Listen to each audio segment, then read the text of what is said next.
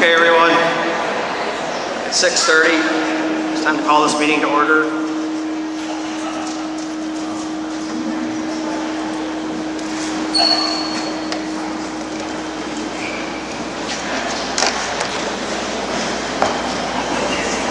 Okay, it's time to call this meeting to order. My name is Aaron Lewig. I'm the president of the school board. The first item on the agenda is I asked Dr. Hanson to take roll call.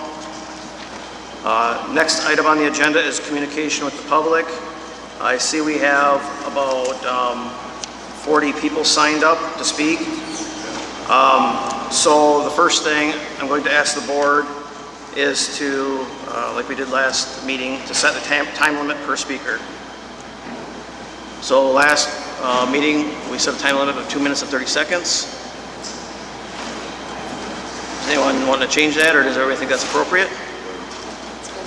Okay, so that, a motion? I'll make a motion to leave it at 2.5 minutes. Okay. Second. Okay, we have a second. Motion and a second. All those in favor say aye. Aye. Aye. Those opposed say no. Motion carries. 2 minutes and 30 seconds for each speaker. The next item we need to speak about before the communication to the public is to set a time limit for the public comment total. I believe last meeting we scheduled for an hour and a half. We can do the same, or we can set it at a certain time to be done. You want to make? Did we get everybody in last time? No, we didn't. There's 40 people. We had 31 last time.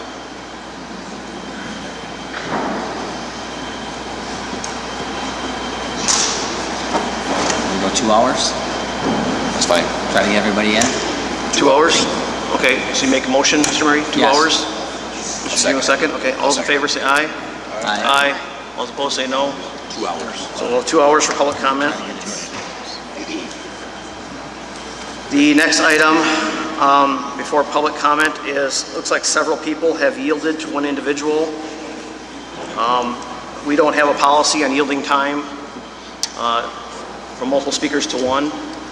So I'm not sure how the board wants to handle that, if they want to give the person yielded to the full amount of time, or they just want to put a time limit if you get time yielded to you.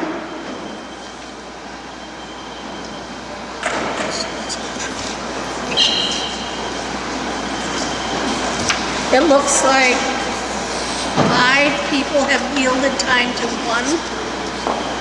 So that would be 6 times. If we're going to yield the time, I think we have to do it in the order that they are placed. We can't just let them take all of that time. Right. So they would jump back up. If they're going to yield the time to the person speaking, they have to wait till that person. So we get some people the chance to talk that might not be able to talk if we allow them to continue to do that. I was just stating that I feel like if somebody wants to yield their time has to be yielded in the placement that they are on the sheet. So Okay, that way the board everybody decides has a fair this. shot Not at you. speaking, because last time we did not get through everybody, and we're trying to be as fair as we can. You gave us an hour and a half to get through over 1,000 people. That is impossible. There was only 31 people signed up, sir.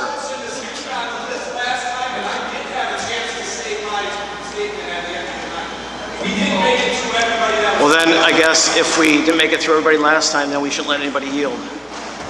Let everybody get a chance to speak. You have 2 hours, that's it. Yes. Consume it the way you want it sold again? I don't know. I truly believe we have to go in the order that they're in line. I think it's fair, and that I truly do. If you are number 7 and you want to yield your time to number 3 or whatever. Okay. We've allowed it 2 hours. That's it. We have 40 speakers. That's 3 minutes. So as long as everybody sticks to their 2.5 minutes, everybody's going to get in. And I'm okay with that person gets their time limit, as long as once that allotted time is done, it's done.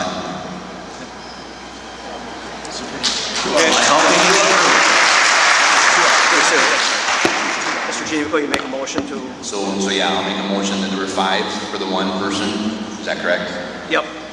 They're part of the 40. I make a motion that those 5 can be allotted to that, but that person needs to be done when they're 12 and a half minutes is up.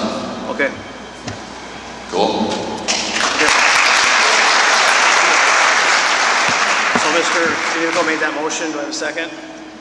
Second. Okay. Second by Ms. Bloom. All those in favor say aye. Aye. Aye. All those opposed say no. Motion carries. Okay, with that, before I ask anybody to speak, I'll read this statement. The board will now entertain public comments. Please note that if you wish to provide public comments to the board, you must be a district resident and should state your name and address for verification purposes at the beginning of your remarks. Public comments are limited to a total of 2.5 minutes. When your time is up, I will remind you that your time is over and you should conclude your remarks. Please note that certain subjects are not appropriate for public comment. Comment about particular students, criticisms of staff members, or comments that are profane, defamatory, or otherwise inappropriate are not permitted. If you make such comments, I will interrupt you and admonish you to refrain from doing so. If you persist in doing so, I will advise you that your time is over and you'll be not permitted to make further comments. In addition, please note that our board has adopted certain policies regarding district management and the roles that the board and administration play in managing the district. Please understand that you may be referred to other district officials. It is apparent that your comments, that you have not brought your concern to the attention of the right district personnel so that you can receive the assistance that you need. Please remember that I will be managing the public comment portion of our agenda and you're required to follow my direction during the public comment period so we can meet the objectives I mentioned in this introduction. So with that, the first person that signed up is Brian Humphrey.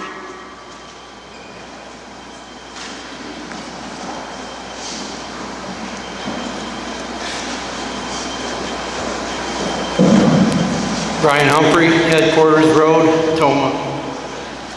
I think the Toma community is a fairly intelligent group of people. I think they keep themselves educated, updated on current events. I think they're updated on the COVID-19 virus. I believe that most folks in the community are aware of the risk involved with COVID, the consequences of COVID medically, and I also believe that the people are aware of the politics involved with COVID. And there are many politics, which I'm not going to go into them, but we've all seen where certain groups can do certain things, other groups cannot. So there are many politics involved. I'd like to take a real brief survey of the audience here without making a lot of noise. Could I get everyone that is in favor of optional mask, please stand up.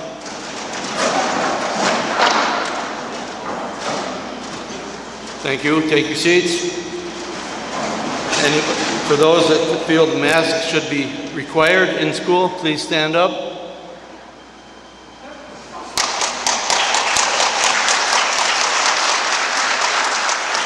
I think people have spoken very clearly that they would like the students and the students' parents to have that decision, not the mandate.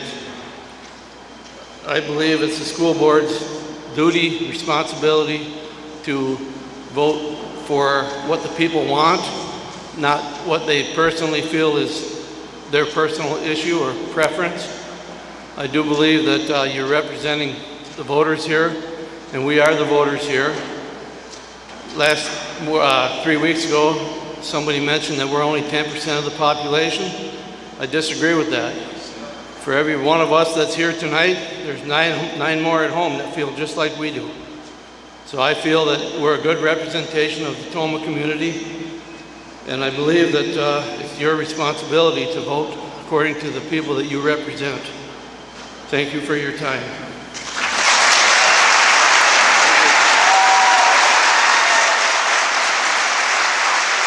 Okay, next person is Katie Rice.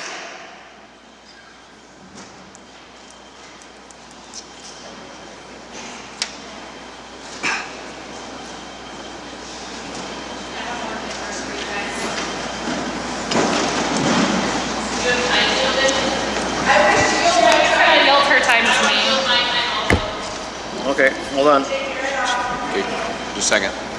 All right, can everyone hear me? Hold on here, I need to get... We need to get, Okay, you're good. I just want to make sure everyone can hear me while you're figuring that out. We need to get people who you're yielding your time to. Yeah. Jenny Walworth and Kim Lambert. okay, just hang on. But hold on, Let's just see how much time it takes and then we'll figure out the yielding. Okay, the 2? Yep, I'll just, for now, 2 So you people got- yield their time to you. You 2? I don't think it should be more than that, but there's always a possibility. Sounds good. Thank Hold you. on here. All right, so I don't know if I need to introduce myself. I feel like most people know who I am now. But in case you don't, my name is Katie Rice. I have 3 beautiful boys that attend Warrens Elementary in the Toma Area School District. I have voiced my concerns at the last 2 school board meetings regarding the mask mandate. At the last meeting, I presented peer-reviewed, evidence-based research from research databases used by scientists, scholars, and professors around the world, not Google. I wanted to add to that topic and express further thoughts since I did not have adequate time in the last meeting to fully present the depth of my research. One of the first things that we teach in graduate research courses is how to be a critical consumer of research. It is common for people to be Google researchers. Totally okay if you are. But this is how a lot of anxiety-ridden moms convince themselves that there is something seriously wrong with their child. I've done it before, WebMD. However, after years and years and years, what seems like more years, of schooling and working, I have completed countless hours of finding, researching, and interpreting peer-reviewed evidence-based research found in research databases. The second important part of being a critical consumer of research is that when you're reading this peer-reviewed evidence-based scientific research, it is vital to look at the limitations of the research. At the last board meeting, I presented a research article that examined the negative side effects of mask wearing. In this article, in which they recommend masks, the researchers used information from 10 masking studies. Out of these studies, only 1 study out of the 10 was conducted for longer than 1 hour. Only 2 of these studies out of the 10 were conducted on children, and those 2 studies examined the effects of masking for only 3 to 5 minutes. To skew the article in one's favor, the researchers bank on people not reading the limitations, but in a peer-reviewed research article, the limitations have to be included in that research article to make it a true research article. Talking about limitations in the previously mentioned article, the one study where the adults were masked for 1 to 4 hours a day showed a decrease in oxygen and an increase in heart rate. There's your limitation. The studies were not conducted on children for 6 to 8 hours a day. Several studies, however, reported an 80% increase in headaches among children who were forced to wear masks throughout the day. The research also showed several other side effects, including, but not limited to, increased accidents, such as children wetting themselves, frustration, hotness, ears hurting, and developmental effects. Think about if that's your child. I also did some other research that was not scientific, but observational. One of my master's degrees is in behavior analysis, so I tend to watch people's behavior. I have several friends who work in the schools, in the school districts, such as teachers' aides, teachers, administrative staff, etc. In fact, I've had many contact me regarding their concerns over implementing a mask mandate. You may think the majority of teachers want a mask mandate, but based on the overwhelming amount of messages and conversations I have had in the past few weeks, that is absolutely false. They have asked me to keep their names confidential, as many are simply too afraid to say anything for fear of losing their jobs. Further, I have talked to several doctors who I trust with my own kids. If you know me, you know I do not trust people with my kids very often, but these are doctors I trust with my own kids, who state that masks do not work and that a 14-day quarantine is absolutely asinine.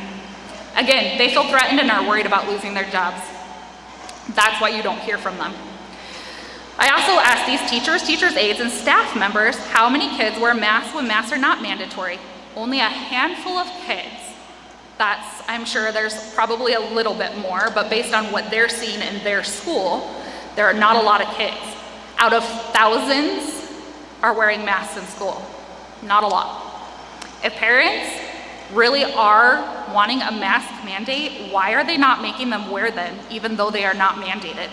If parents really are so worried, why don't they just homeschool or send their kids to a school district that requires masks? Obviously, there are only a few parents that feel strongly about it, as we just saw, since when there is no mandate, only a handful of kids are properly wearing their masks throughout the day. Furthermore, even the child of one of the doctors on the health council for the Toma Area School District was not wearing a mask at school. There was a board member, I'm not mentioning any names today, I don't want to throw anyone specifically under the bus, was seen not wearing a mask around the elderly. Guess what? According to the CDC data, the elderly are at the highest risk for death due to COVID, not kids. The rest of us do not live in fear. Furthermore, in the minutes of one of the Monroe County Health Department board meetings, the Monroe County Health Department nurse stated that Lyme's and tick-borne illnesses are on the rise. Yes, I did read the board minutes of all of the Monroe County Health Department. She also states the mosquito-borne illness that can affect the human population was found in Monroe County. Yet, we're not mandating that children be doused in DEET-filled bug spray or that they can't go outside, because it would be absurd that we would spray our kids with chemicals or tell them that they can't go outside for fear of them catching them. Yet we are willing to enforce masks that I have just proven, research has shown, does more harm than good. With all this information, I started asking myself, why can no one see it? Why is this even an issue? So I did the research. The threat of implementing a mask mandate, as we talked about in the last meeting, came from the Monroe County Health Department nurse. By the way, per the Monroe County Health Department board members, law enforcement and the county district attorney, she cannot enforce or even mandate this. So I started to read the minutes from some of the recent past minutes and found that the Monroe County Health Department sits on the board. The nurse of the Monroe County Health Department sits on the board of the Western Wisconsin Public Health Readiness Consortium. This consortium receives its funding from the CDC for infectious disease outbreaks, the same organization who is reporting 0 child deaths in Wisconsin. However, there has been a recent leak in emails from the National Education Association to the CDC stating that they're threatening to criticize the administration publicly if they do not state that children must wear masks in them.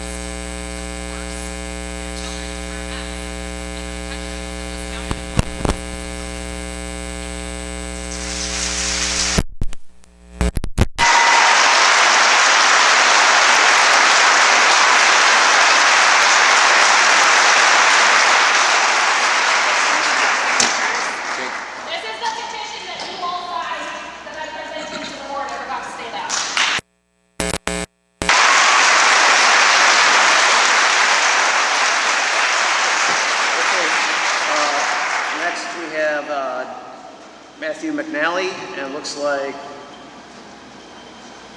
5 people have yielded their time, so I'm going to give you 12 and a half minutes.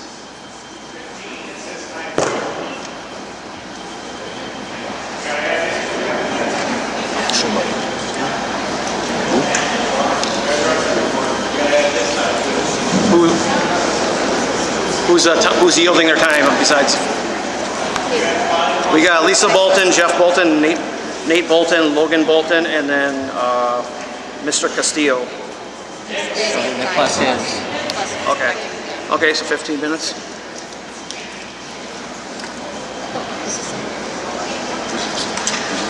Thank you. Did you get a study? Yes, I did. Yep. Oh, was there? So who else? Besides the signed up, who else is giving their time? We have your name. Matthew Stacey Lawrence. McNally. Miller. Tiffany Miller? Hold on here. Tiffany Miller, okay. Got him. One. Who else? Who do you have, the guy or the girl? Tiffany Miller I got. Who is the gentleman? Who's the gentleman? William Nebar.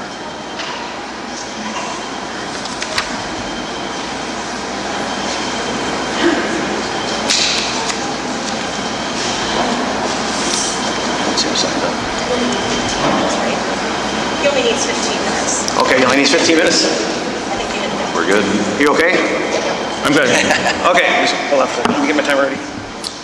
Dr. Matthew McNally, 1021 Berry Avenue, Tomah, Wisconsin. I would like to first do a summary of what I want to talk about. The first is that we need to understand size perspective. So when we talk about micron, the size of a micron is a millionth of a meter. Okay? A nanometer is a thousandth of a micron. Right? If we have a mask on and we can coat with water vapor glasses or a mirror by breathing through the mask, those water vapors are average 20 to 40 microns in size. Okay? A virus, the COVID virus, any virus ranges from 0.01 to 0.1 micron.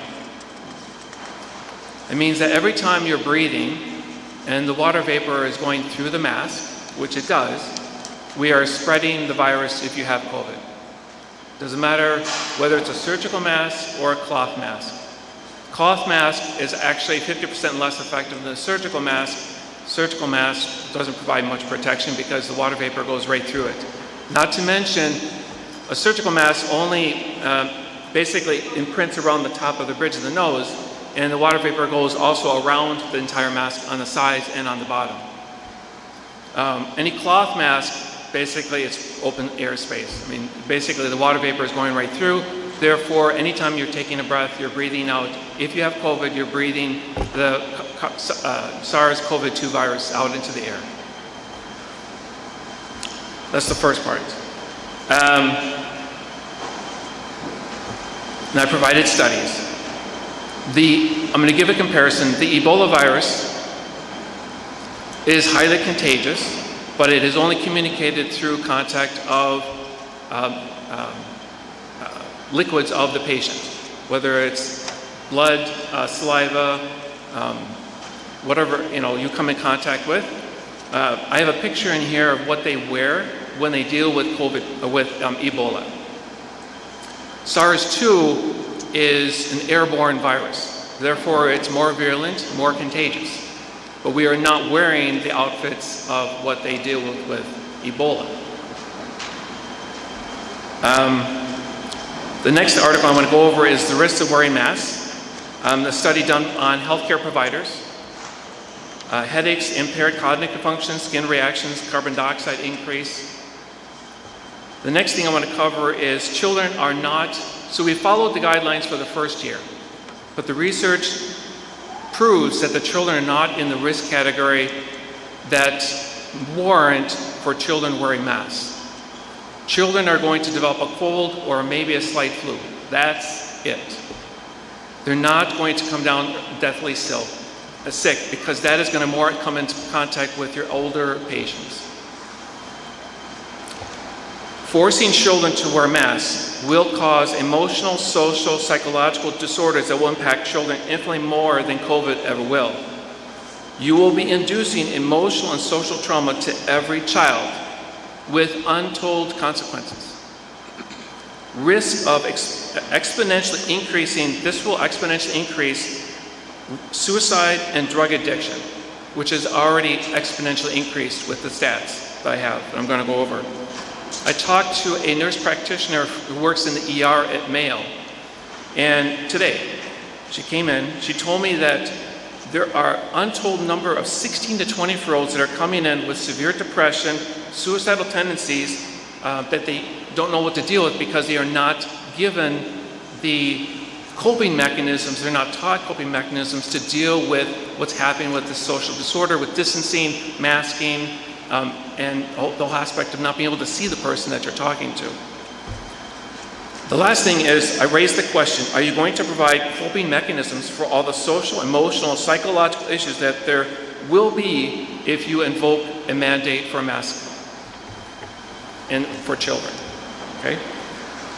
So the first page is the list of articles that I went through. Most of these are abstracts, PubMed, that cite different things. So as an example, only wearing a surgical mask if you're currently ill with COVID or caring for someone at home who can't wear a mask. Surgical masks also do not prevent leakage around the mask when the user inhales. Therefore, surgical masks are ineffective and do not provide enough protection when performing direct care for patients with COVID. Headaches related to prolonged mask use are attributed to mechanical hypercapnia and hypoxia. We have issues with reaction to also the mask, urticaria, contact dermatitis, sensitivity issues, formaldehyde, and thurium, which is found in the ear loops for surgical masks. The next page is the study done on adverse side effects of wearing masks for healthcare workers. Headaches, 71.4%, acne, 53.1%, skin breakdown, 51%, impaired cognition, 23.6%, and then the various other symptoms that are happening. COVID-19 death is definitely deadly among older patients. People 70 years and older and up comprise just 9% of cases in Wisconsin, but 77% of the deaths. People living in long-term care facilities such as nursing homes make up just 2% and are 43% of the deaths. The stats in Wisconsin for children that have died, under 10, 0, 10 to 19, 3. And this is up to date as of September 16, 2021. 20 to 29, 27, 30 to 39, 66, and the number goes up from the age groups. I also provided for you 10 leading causes of death. There's only stats that are up to date for, that are reported by the federal government, so they're behind lag time. So I recorded 2019, 2018, 2017. And for 10 to 14-year-olds, the second leading cause is suicide. For age 15, and that's as of 2019, 534 children died of suicide. Age 15 to 24, 5,924 died of suicide. Age 25 to 34, 8,059 died of suicide in 2019. That number has exponentially gone up in as of 2021. Arizona suicides are up 67% in 2020 as compared to 2019. Parts of Wisconsin also report skyrocketing suicide rates among young people in 2020. Hospitals in Texas and North Carolina are seeing more suicidal patients. CDC data shows 24% increase in emergency room mental health visits for children 5 to 11 compared to 2019. Adolescents 12 to 17 increases 31%. It's brought on by the isolation and hopelessness brought on by the pandemic response has, of course, exacerbated this issue. Drug problems. Over 81% drug overdose deaths occur in the United States in the last 12 months, ending in May of 2020. That's the highest number of overdose deaths ever recorded in a 12-month period, according to the CDC. Synthetic opiates, primarily fentanyl, appeared to be the primary driver of increased overdose deaths, increasing from 38.4% in the 12-month period leading up to June 2029, with the 12-month period leading up to May 2020. 38.4 increase from 2019 to 2020. If we do not address these issues in our young, we're going to see that exponential increase in the coming future. I also printed off for you the dashboard summary data for opioid use in Wisconsin. It has changed from 8.7% in 2018 to 45.6% in 2020. Hospitalizations from 2017 to 2019 has increased 16.8%.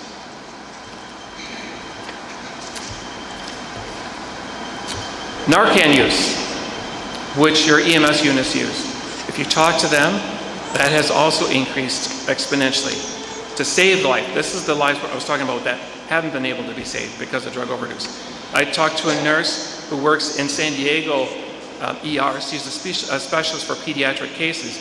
The number of suicidal cases in children she's seen has been untold as far as compared to any time in her past where she's worked in the ER in San Diego. And most of them they can't save because it's too far gone. The next is a picture of what the person wears for the Ebola virus.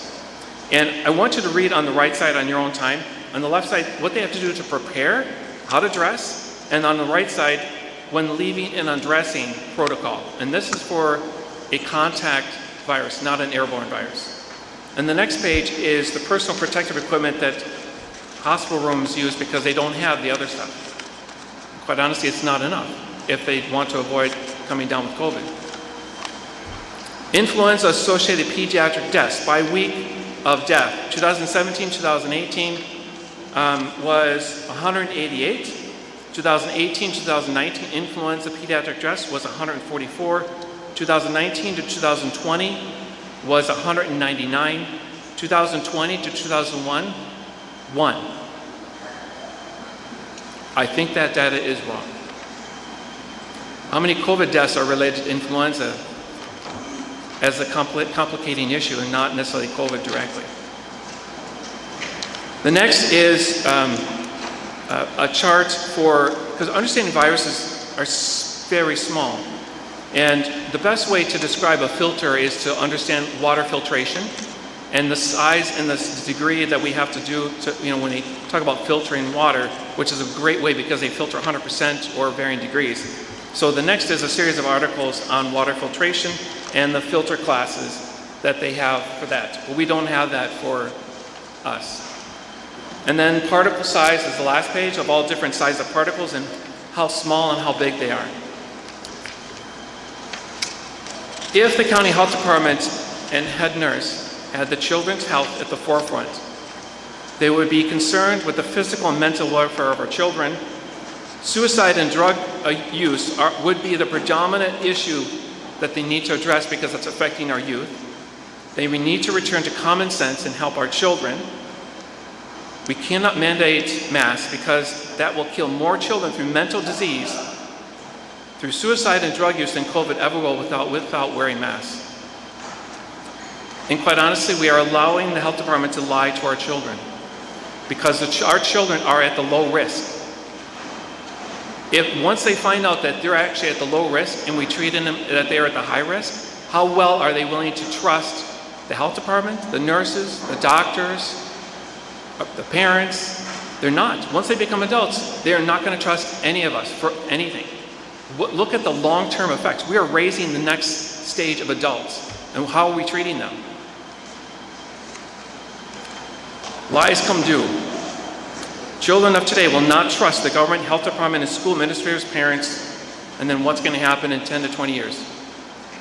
We have been through the pandemic. We took the precautions because we didn't know. Now that we know, we need to change how we handle different age groups. We cannot treat children like the elderly because they do not virtually have the health risk. They don't. Recommendations: optional mask policy. Those exposed and that don't have COVID, let them come to school, but have them wear a mask if you feel it's necessary. Those sick, stay home. Those parents concerned about children that are concerned about their children, obviously we need to brainstorm on how to handle those issues. Thank you.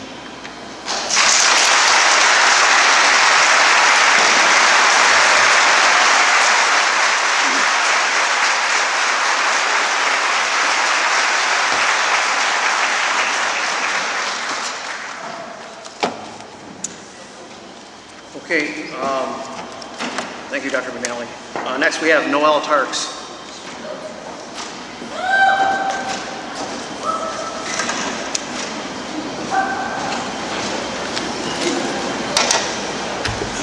My name is Noela Tarks. I live on Highway 21 here in Toma. I'd like to call it, I want to clarify some information, but actually first I'd like to thank those that are for the mask mandate. Can you pull it down, maybe just? Thank those that are for the mask mandate for being here. Number one, those of us that are against the mask mandate are not opposed to masks. We recognize everyone's individual choice of when to wear a mask. We are not against wearing masks. Number two, you as the school board were elected by us to represent our voices. You are not elected to pursue your own agenda. If you believe we aren't receiving the proper information, then you need to inform us. If we still don't agree, it is your responsibility to vote for the majority or step down. Look around this gym, we've already seen it. Do you see the majority encouraging to vote for the mask mandate? No. The public was advised to have their voices heard here tonight. Obviously, those who want to be heard the loudest are those of us who are against a mask mandate. You can claim we are a small portion of the voting community, but we are the voices that you're hearing. You cannot assume those who are not here are for the mandate. That would be irresponsible of you. Number three, if you look long and hard enough, you can find proof that brown cows give you chocolate milk. Yes, it's a joke. But in reality, you can find plenty of information both for and against mask mandates. This is not, you were not elected to determine what is right and what is wrong. It is your job to be the voice of the people. Number four, I have a student who is currently at home under quarantine because he might have had contact with someone who had a positive COVID test while he was on the bus wearing his mask. My son was following that mandate, which many of us conceded to you. When I picked him up from school, over 2 school days after the exposure, he apologized to me. He felt guilty because he was being quarantined. He asked me what he did wrong. My son has struggled through virtual schooling. He has needs that are not being met through virtual schooling. Our schools need to provide a quality education to all students, not just those capable of learning through virtual schooling. And my son is in high school. Ms. Tarks, you're past your limit. Can you finish it up, please? Thank you. Last thing.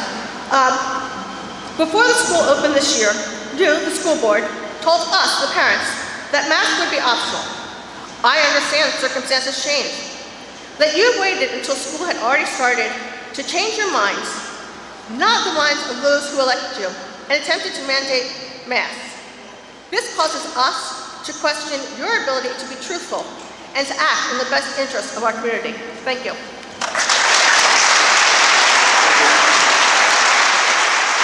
Next we have Amy Franks. Amy Franks.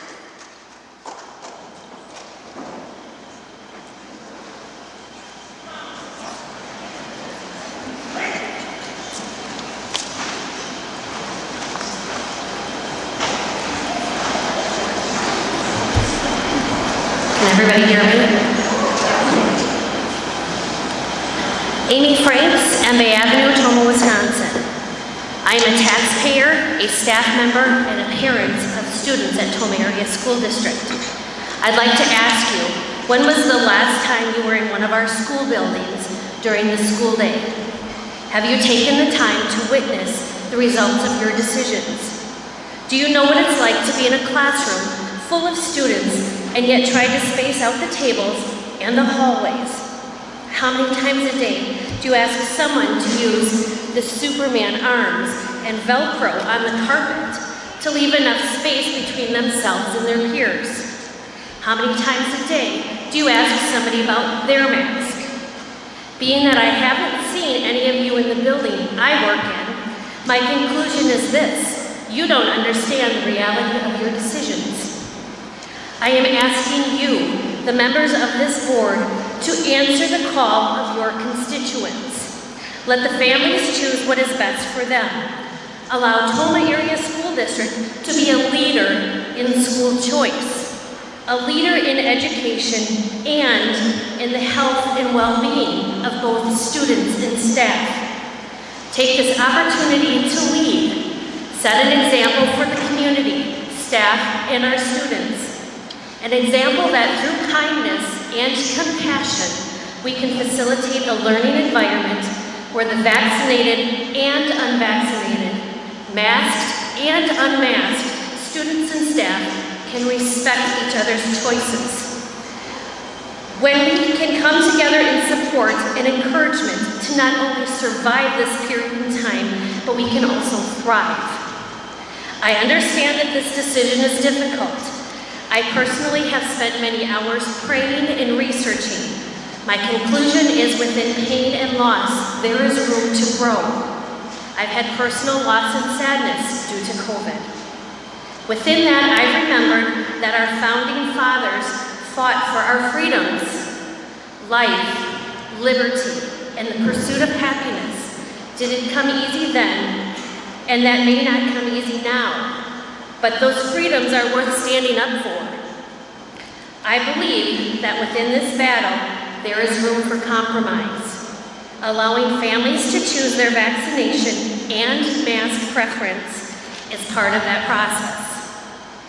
I challenge you to claim this opportunity as elected board members, representing your constituents, both young and old. Lead the way. Lead down a path few districts dare to venture. Do not cower. Rather choose leadership in unity. Unite this district. Unite the members of this PAC, our PAC. Amy, can you Show wrap it up? that. We're past your time. Can you wrap it up? Can I finish my thought, please? Yep, Show finish. that the strength of the pack is the wolf, and the strength of the wolf is the pack. By voting for optional masks, you are showing that in the face of adversity, we are a district that stands behind our mission statement. High-quality student learning, every child, every day. We need to stand together, stand united, because we are the Timberwolves, and we are Timberwolf strong. Thank you.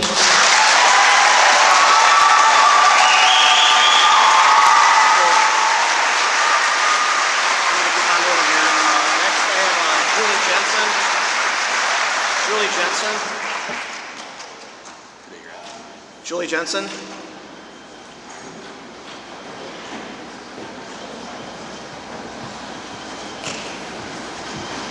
Good evening. My name is Julie Jensen. I live at 15818 Grover Road, Camp Douglas, Wisconsin. I have 2 children in the school district, one in middle school, one in high school, and I'd like to address something that's on the docket tonight besides the mask, and it's the quarantine. The quarantine is my major issue, more than masks, because I believe that what the school district is doing is quite wrong. So I'm going to try to read this in 2.5 minutes, but I'd like to ask one quick question. Did anybody here, if you would stand up, have students quarantined for more than 14 days last year? More than 14 days. More than 14 days? My students, because I got COVID, were quarantined for more than 14 days because they had to sit out my exposure and then their quarantine time frame. So it's something I want to remember when I read this. If it is not enough that our community is divided on parents' choice or mask or not to mask, the Toma Area School District has gone even farther and is separating our children into classes of vaccinated students and unvaccinated students. And the differential treatment is evident. Children need to be in the classroom getting treated equally and fairly. Many school districts have addressed this, including Cashton, New Lisbon, Menominee, just to name a few. The definition of segregation is the action or the state of setting someone or something apart from the other people or things being set apart. Toma Area School District wants to mandate a 14-day quarantine for unvaccinated students. If you're vaccinated, you can go to school, you can go to sports, as long as you wear a mask. Now that's only for anybody that is 12 and over. So our middle schoolers and our high schoolers. Our grade schoolers, they just get left out. Students exposed to a close contact, which the CDC definition is that someone that is 6 feet from an infected person for more than 15 minutes accumulative in a 24-hour period. Students age 12 and above are receiving differential treatment because students that they can attend all their sports in their classrooms. I hope the board is aware that the only N95 mask will be that effective, and that not even a surgical mask would prevent the spread. Unvaccinated students are not able to attend class in person or virtually. I don't know if you're aware of this, but there is no virtual learning this year for anybody that gets quarantined unless the teacher separately sets it up. Mrs. Jensen, you're at 2 minutes and 30 seconds, so can you wrap it up, please? Unvaccinated students are not able to attend class in person or in a virtual setting. Can you hold on, Mrs. Jensen, can you hold on for a second? What's your name, sir? Eric Fry. Eric Fry.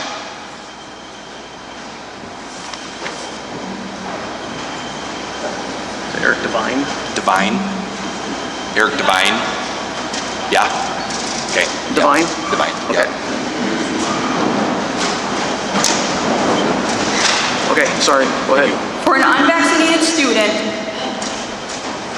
the quarantine could be 14 plus days. And I say plus because of depending on the circumstances, a student may be out for more than 14 if their close contact happened to be a parent or a guardian of them.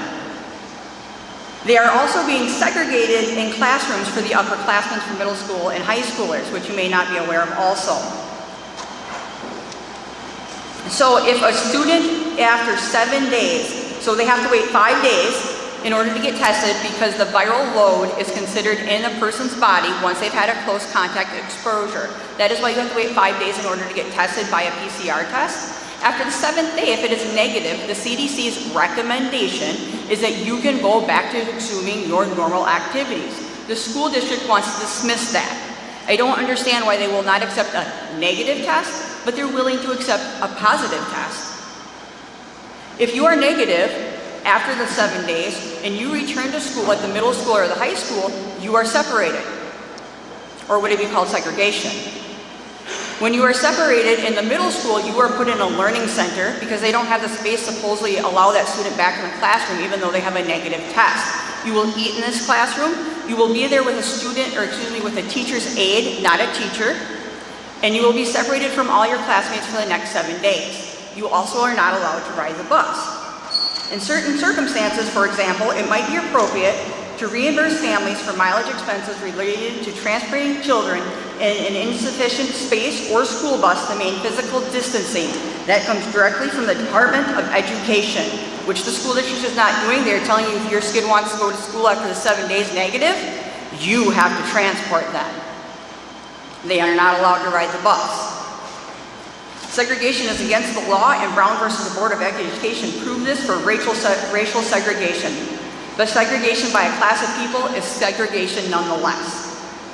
Here's the kicker. An asymptomatic vaccinated student can carry the same virus COVID load that an unvaccinated student can carry.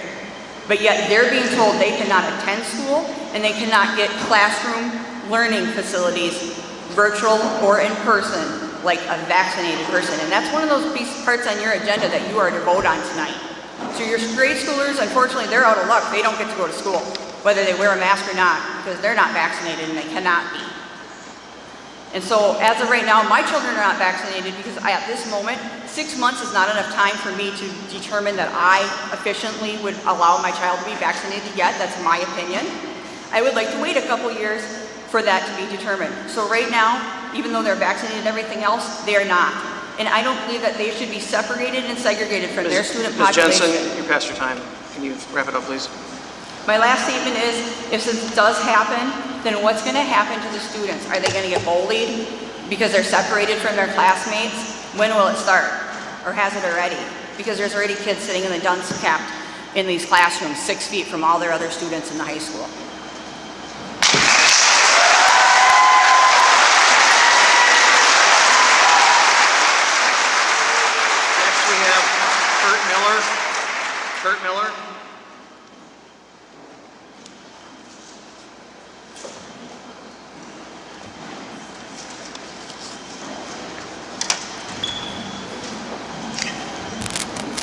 Good evening. My name is Kurt Miller, 203 Blossom Drive in Warrens. A little bit different approach here. I saw a lot of signs and people saying that they're not opposed to masks. I am opposed to masks. I am a retired naval officer. 1984, I was a weapons officer on a destroyer. As part of that, I went through the Navy's Chemical, Nuclear, and Biological Warfare School. In that school, what we were taught was the Navy's Mark V gas mask was completely ineffective against a virus. Our training there was that if we were to undergo a biological warfare attack, good news is it doesn't affect you immediately. The bad news is we can't protect you from it. So fight the ship and we'll save as many as we can after you win the fight. Okay. That's my perspective on that. Other people have different perspectives. The main thing that I wanted to get across was, that is my opinion on that. When the COVID first came out, I liked what they were saying, no masks, and that changed sometime afterwards. Why that changed, I still have trouble trying to figure out, because we knew better. I saw things, reports, studies come out that showed up very short period of time and then were suppressed because they didn't fall into and fit the narrative that was being put out by the CDC and promoted by the mainstream media and on social media. Things that came out that were contrary to that were blocked and suppressed. Okay. One of the things that I started to do was to look into information on the virus, and I went to the CDC site, I went to the World Health Organization sites and looked at their numbers. Every year, 1.2% of the population dies. If COVID-19, as a pandemic, was a major effect, that would change. It has not. We haven't had any significant increase in the total number of people that died. That doesn't mean that COVID-19 isn't important. It doesn't mean that it doesn't have an effect. You're past your time limit. Can you wrap it up, please? Yep. Thank you. Basically, I just wanted to put that information out and to say to you folks, you have an opportunity here tonight to stand up to basically the misinformation and the misdirection that we're seeing from other organizations. Thank you.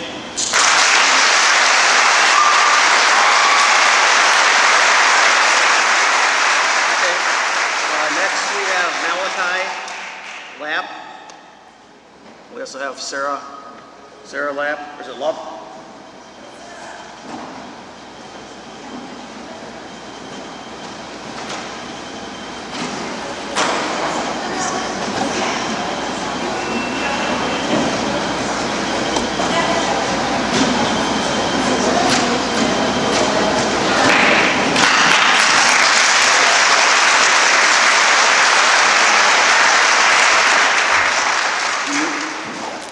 Miss Lap or Miss Love? Yeah, state your mom. What?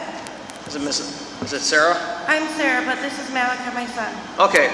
Do you want 5 minutes combined together, or? We're not even gonna take 2 minutes, so. Okay. Go ahead. Go ahead, Malachi. State your name and where you're from. Malachi Lap from Tomo. So, say, every time I come home last year, say it. Every time I come home last year, my face was red. My face was red. And I could not see throughout the day because my glasses got all fogged up, right?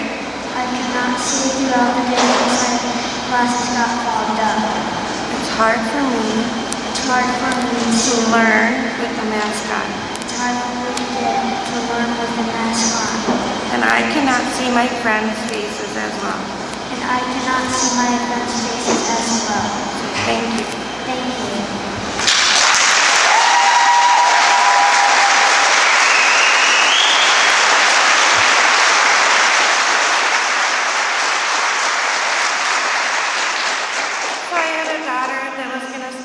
Got a little scared, so I'll tell her. Her thing, it's about 10 seconds long. She's in 2nd grade this year. But last year when my kids came home, my kids would come home with masks that were filled with dirt and grime. My autistic child, which I did have a doctor's note, and they did require him to wear a mask, came home with wax and red marks. Even though I had a doctor's note, he still was required to wear a mask. I did ask if he could wear a face covering, but that was not allowed. And that made me really mad, by the way. Because as a doctor's note, it should have been required. And that's about all I want to say. My other daughter, Carissa, which was down there, she just wanted to say that she wants to see her. This is her 2nd year with her teacher, and she said last year I wasn't able to see my teacher's smiling faces and my friends' faces. So she got a little scared. She's in 2nd grade, but I'm glad that this little man toughed it out. So thank you.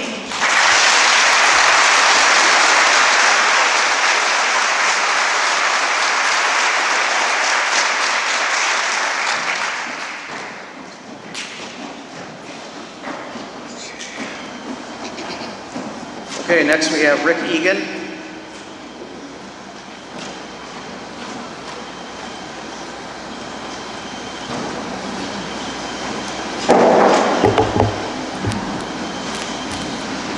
Rick Egan, Bay Avenue.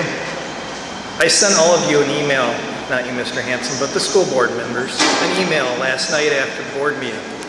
Ms. Bloom was kind enough to read it and respond. Got nothing from the rest of you.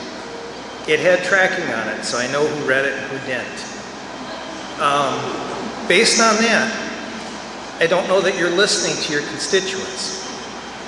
In that email, there's a couple things. We've covered masks enough. There's many people that say they don't work. It's kind of proven, I believe. Your mandates for quarantine, like the one lady said, it's segregation, it's discrimination, and there's lawsuits that are going to be coming if you keep doing that.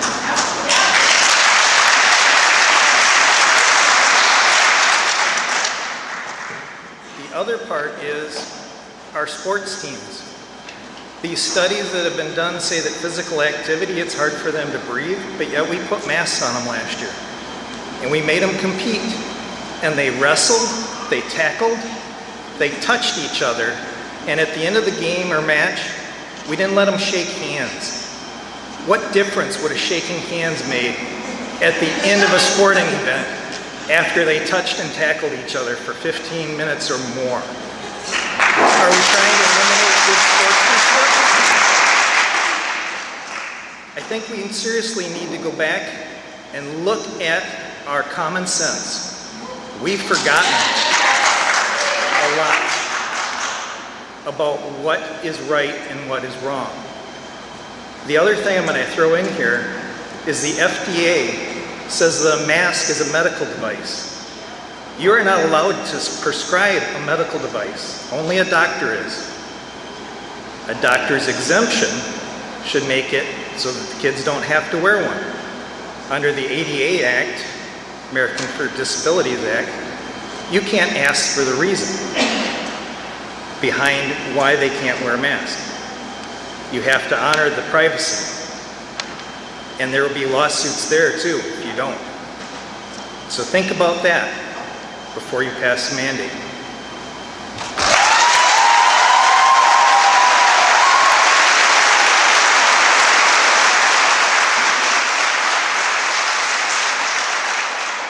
Okay, next we have Deborah Dorzak.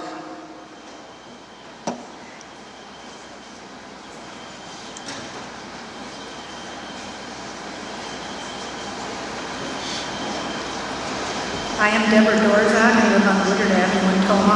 My three children had attended Toma Public School. I believe the death totals from COVID in the U.S. are 3 times higher than actual deaths. Many people died with COVID as an underlying issue and was counted as COVID death. The CDC on September 9, 2020 updated their death total and stated only 6% of the COVID deaths were solely from COVID. At one point, the CDC stated they were lumping influenza, pneumonia, and COVID deaths all in one total.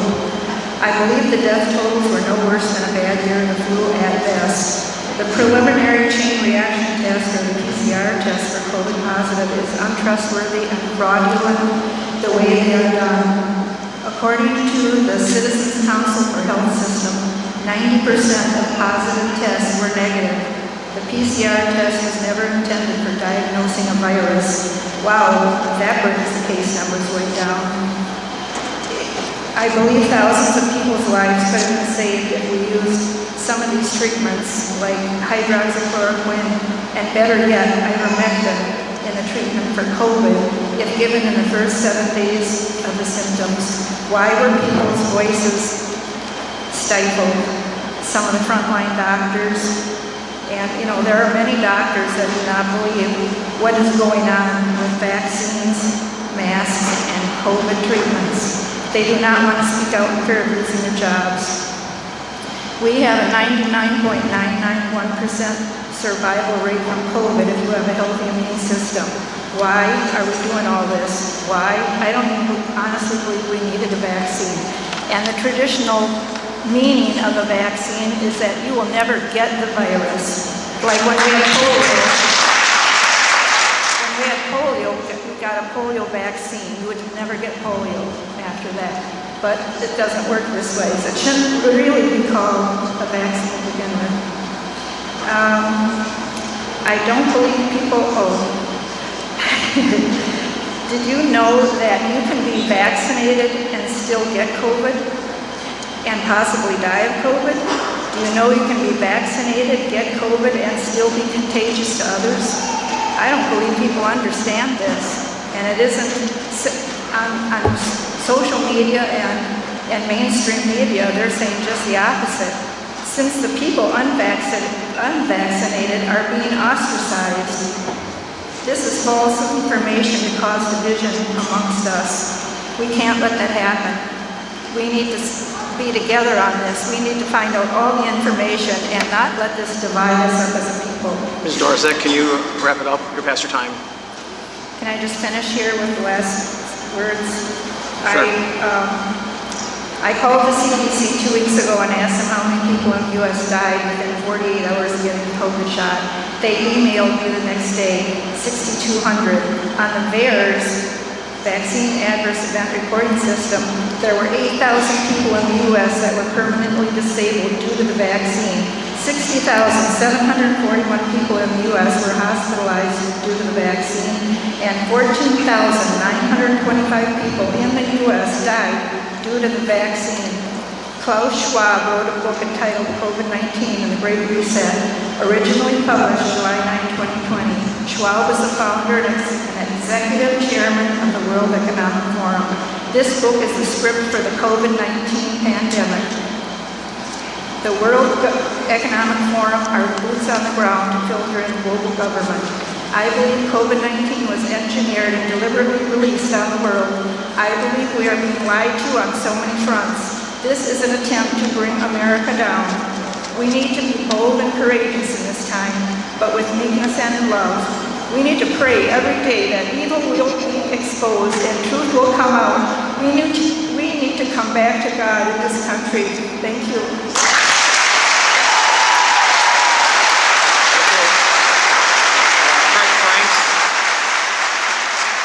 Craig Franks, next person to speak.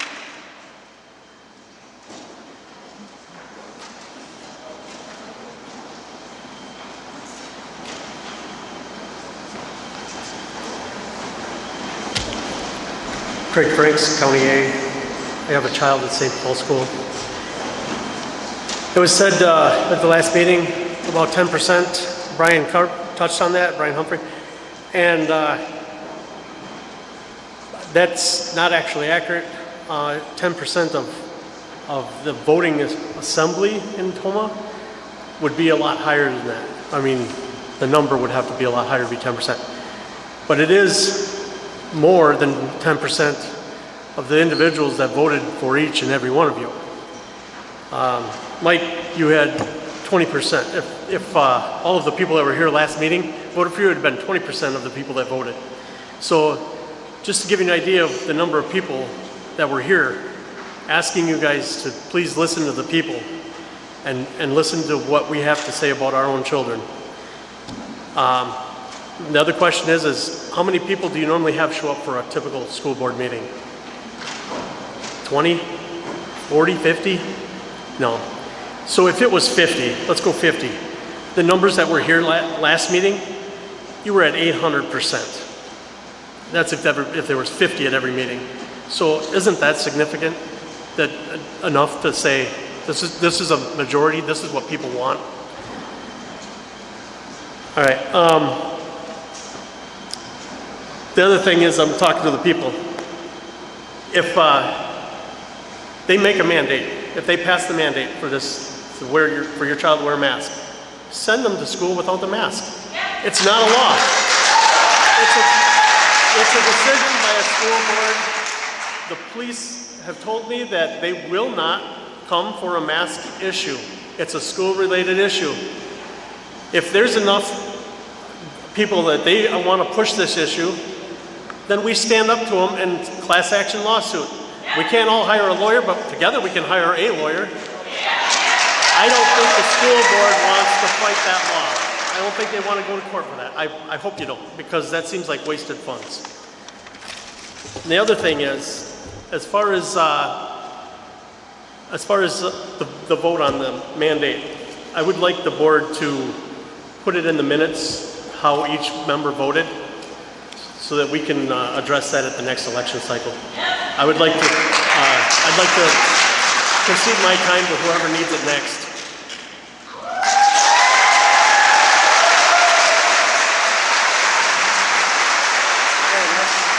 Next we have David Walworth. I just want to remind people of their time. We're going over times, so we're not going to have enough people in. So David. Like who's on deck? Kind of like say who's on deck. So David Waller's up, and then Suzanne Baker Young is after him.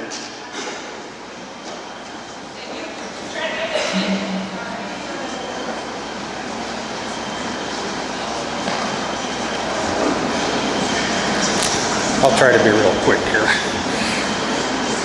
I want to make a point about this. Meant to step on the bottom. Yeah. There we go. Is that better? I want to make a point about the mental health of our children over this COVID madness. I've got a son that goes to Warrens, but my daughter goes to Black River Falls High School, and as everybody knows, they're masked. She's a straight A student, proud member of the FFA. The other day, the principal came to her lunch table, asked her if she had any issues with school, and she didn't like being put on the spot, so she doesn't say anything. But she writes this letter, and I want to share. No names. So, dear principal, I struggle every day at school. I was afraid to tell you my feelings in front of my friends. Wearing masks hurts my breathing, and my headaches are coming back even stronger, and I have to use my rescue inhaler to breathe. I have trouble understanding social situations, and masks make it very hard for me to understand what people are saying and what they mean. I have autism. People treat me like I'm slow and try to take advantage of my disability. They treat me like I don't understand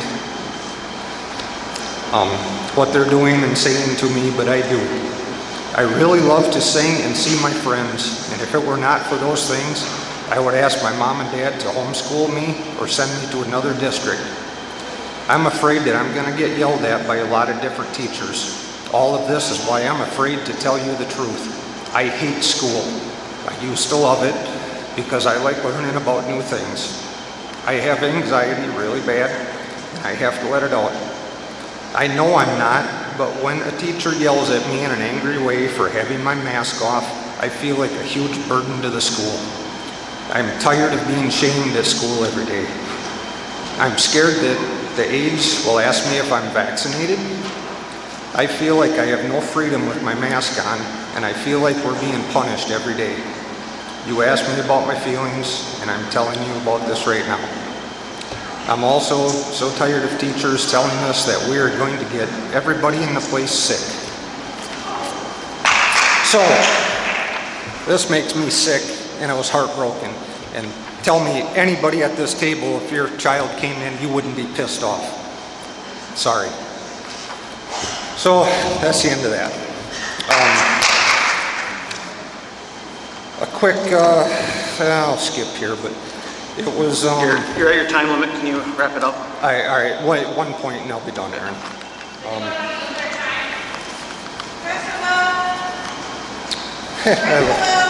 Okay. So what's your, hold on, Dave. I want to say I had it brought to my attention that there's other districts making their own litigations about this COVID and whatnot, and their protocols, and I have a few copies of these. I've read them. Some of them are just my opinion, asinine ideas, but the point is these districts are going over top of their health department and doing what's right for their people.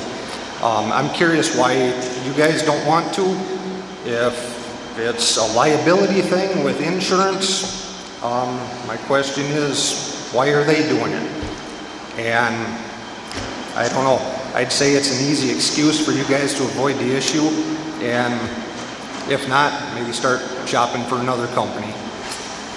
My time's up, so thank you.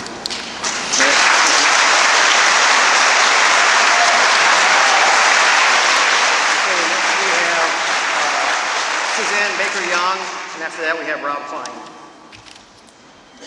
Good evening, I'm Suzanne Baker-Young. I live on William Street here in the city of Toma.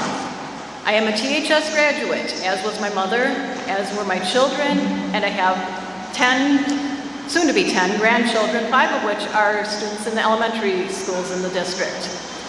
I tested positive for COVID in June of 2020. Shortly after that, 2 of my children, their spouses, and several of my grandchildren also tested positive. We have been up close and personal with this. I believe in the power of education. I believe that the Toma schools have always provided a quality education. I believe that providing a quality education should be the focus and goal of the school district. If we as a community believe that our schools provide a quality education, an education that includes learning and developing critical thinking skills, encourages the ability to use rational thought, the knowledge gained from social studies and history classes, health classes, science classes, then why, when it comes to a parent making a decision on what they feel is in the best interest of their child, does it seem that school boards now feel that the parents no longer have any of this knowledge and understanding the pros and cons of masks, vaccines, and quarantines? We as parents and grandparents are able to follow the ongoing and ever-changing research being done by the world's health scientists and researchers as much as any school board member can. Possibly with even more understanding in some cases, as all of us have different areas of expertise. While public health officials usually have a medical background, so do many others in our community. To say that just because your friend, your cousin, your neighbor's brother is someone that works in the medical field and is recommending to do this or do that means very little. They likely don't know any of the details of your personal situation. Even if your family doctor, who actually knows your family situation and health, recommends that your family does something, would that be an across-the-board recommendation for all of their parents? Or do they look at each patient as an individual with different needs? Let's trust the parents of our district, the parents that in all other respects make the decisions on what is best for their children without mandates dictating their lives. They have the knowledge of their own education. Give them the opportunity to use it. The freedom of choice is a powerful freedom and one that should not be denied.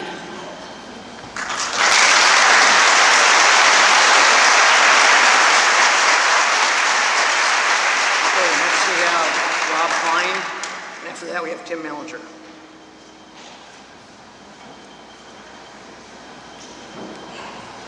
Hello, I'm Rob Klein. I work at a clinic here in town. This good? Yep. Sorry. Rob Klein with Family Doc here in town. I just wanted to... Speak up. Just wanted to say to the board, thank you for exposing yourself to all this extra stress due to this issue. There you go. Thank you to the board for exposing yourself to all the extra stress for dealing with this. And I think you've all been given adequate evidence for mask wearing. So I would support you to follow CDC guidelines and Monroe County Health Department recommendations. Thank you. Okay, next we have Tim Mallinger, and after that we have Tiffany Beaver.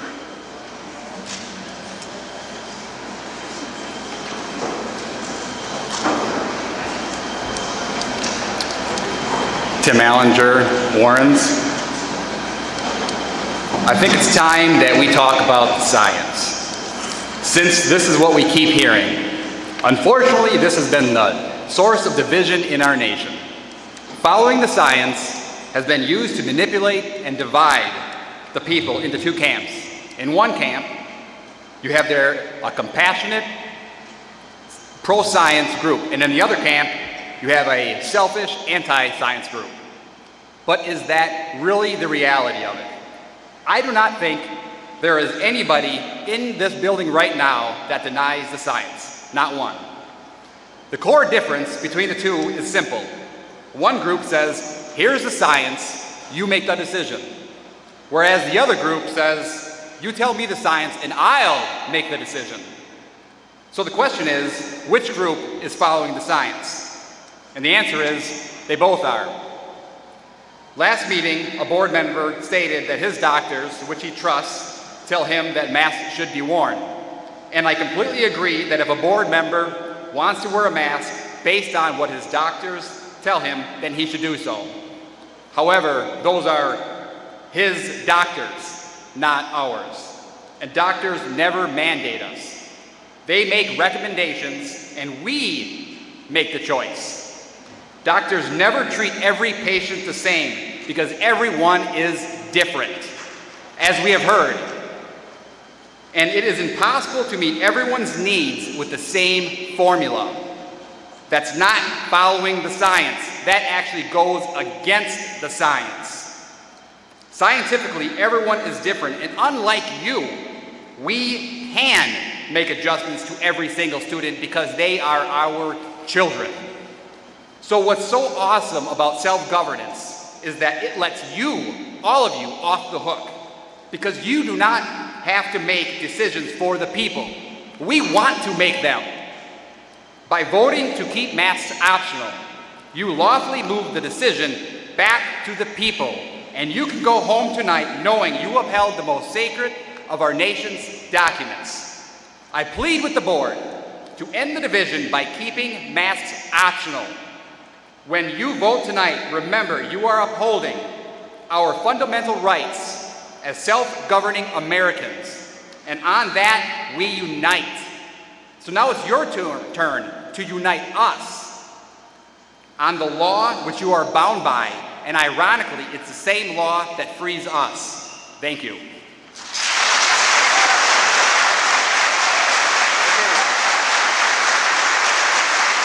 Next we have Tiffany Beaver, and after that we have Christy Carlson.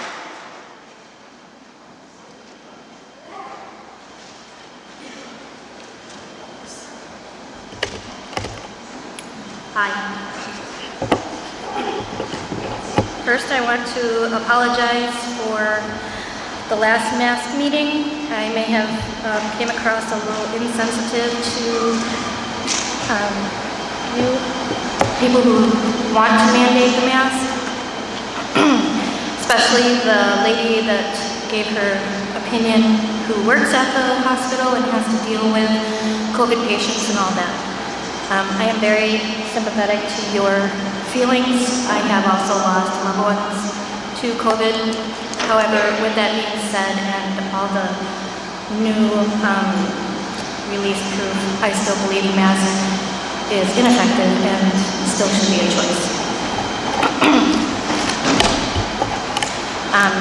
If you want to wear a mask because you have underlying issues, and that's up to you.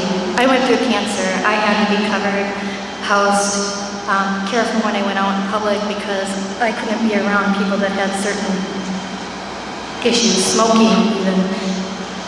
My mom didn't put up a barrier and say, go away people, because my daughter has this issue, and neither should those who have underlying issues. That is up to you to stay home. It is up to you to have other people go out in public if you can't or are uncomfortable. A former teacher on social media, and I'm going to quote this, is calling us nut jobs, crazy people, and I quote, these crazy people trying to force others to increase their kids' exposure to this virus. We aren't forcing anybody. In fact, we don't want to be forced. You shouldn't force us to put masks on our children. We aren't forcing you to make your choices, and you shouldn't force us to make choices. So much of this has already been covered. One thing that I'd like to touch on more too is COVID versus suicide. I didn't realize this last year, but I have a child who went from being homeschooled to wanting to be in public school, and we went in public school to only have COVID hit. And I've seen a huge behavioral change in this child. At first I thought, oh, it's just puberty. And then I realized now maybe this was his anxiety due to COVID. Coming to school was very difficult. We went through truancy court, truancy charges, a lot of truancy from last year, only to have a depressed, anxiety-filled teenager. Ms. Beaver, you're past your limit. Can you wrap it up, please? Does anybody want to give up their time? Janine? Is there anyone? I didn't catch it. Huh? Kendra Brosnan. Okay, go ahead. We're giving our 2 minutes. So anyway, I think this is a bullying. If you bully us into masking our children, you are teaching our children that bullying is okay and that the biggest bully will ultimately win. This isn't fair. If you are quarantining our kids, okay, my question is, the kids who are being quarantined are allowed to do school at home. I have had 2 children home quite a bit already with a stomach bug. It has nothing to do with COVID, but they aren't able to do their schoolwork at home. Why? Why can quarantine kids do schoolwork at home? The kids that are homesick with any other illness cannot.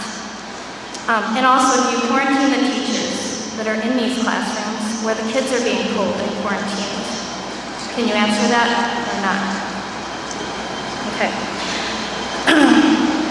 And again, I ask this, if you mandate masks, will you provide them? And will you provide a fresh mask daily? And if my child has a reaction to that mask, am I going to be allowed to hold you responsible? And if our doctors don't force medicine, hospitals can't force things on us, how can you force things on us? How can you force things on our children? If you remember last mask meeting, Mr. Lulick made the comment, kids can teach themselves. Do you remember this? Okay, so my question is, kids can teach themselves a lot, but they're here for a reason. So I'm asking you, Mr. Lulick, if you really feel this way, why the hell are you on that board? Why are you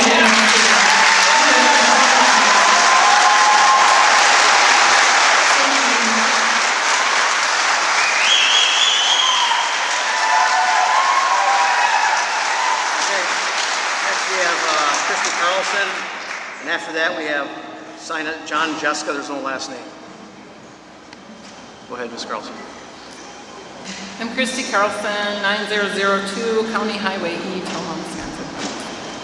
I'm very nervous. I typically stay in the background and don't talk.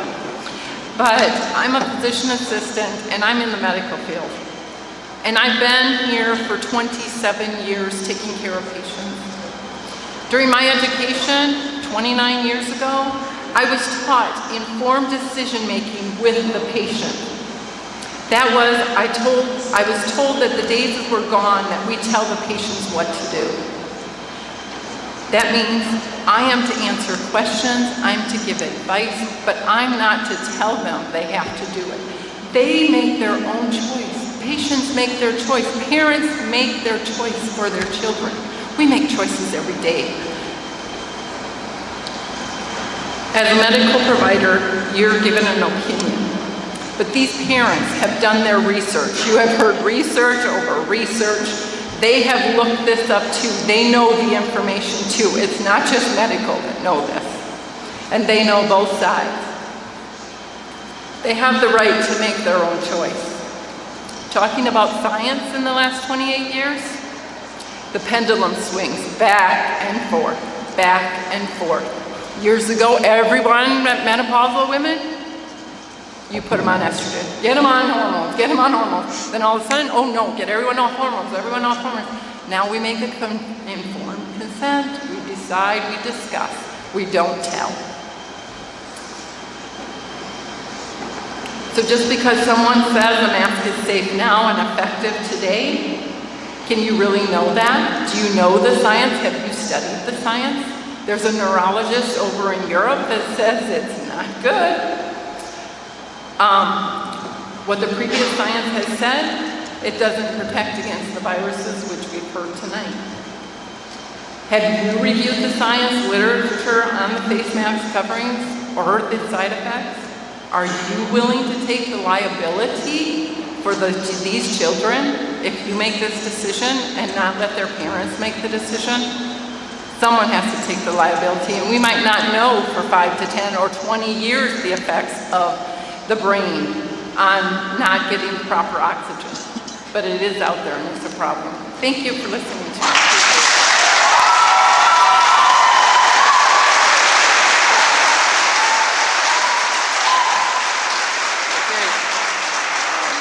Next we have just signed John Jessica. There's no last name from Toma. I'm not sure if you don't want to speak or John or Jessica. They left? Okay.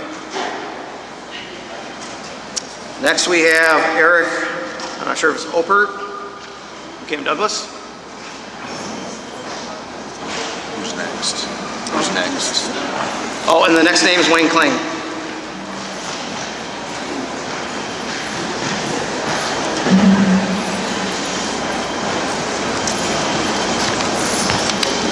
Eric Opert, W10 799 Camp Douglas, 26th Street.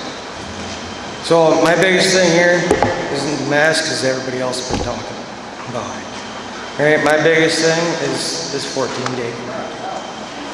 All right, it's not so much the quarantine itself; it's that your teachers are pushing it on the students. Okay, my nephew came home the other day and told me that his teacher's been telling him that if he wears a mask, he'll only get one or two kids sick or quarantined. But if he doesn't mask, he can get 6 or 7 sick or quarantined. Okay, this is wrong, and I will be bringing it up with the principal. So on top of that, y'all need to do some serious thinking and get rid of this shit. Okay? If they're sick, stay home. Take it back the way it used to be. There's no need for this. Thank you.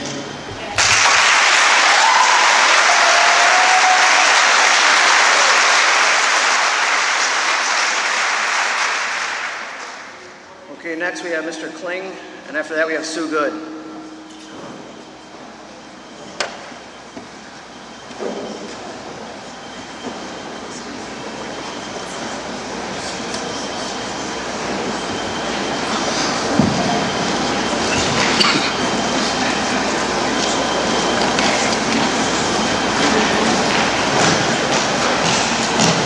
Mr. Kling, can you keep it to 2.5 minutes, please?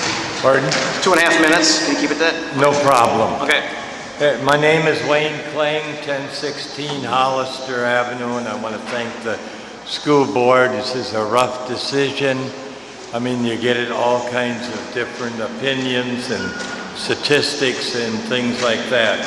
The main line here, I just want you to consider masks optional for those people that have psychological and physical problems wearing masks. That's the bottom line. That's what the consensus is here.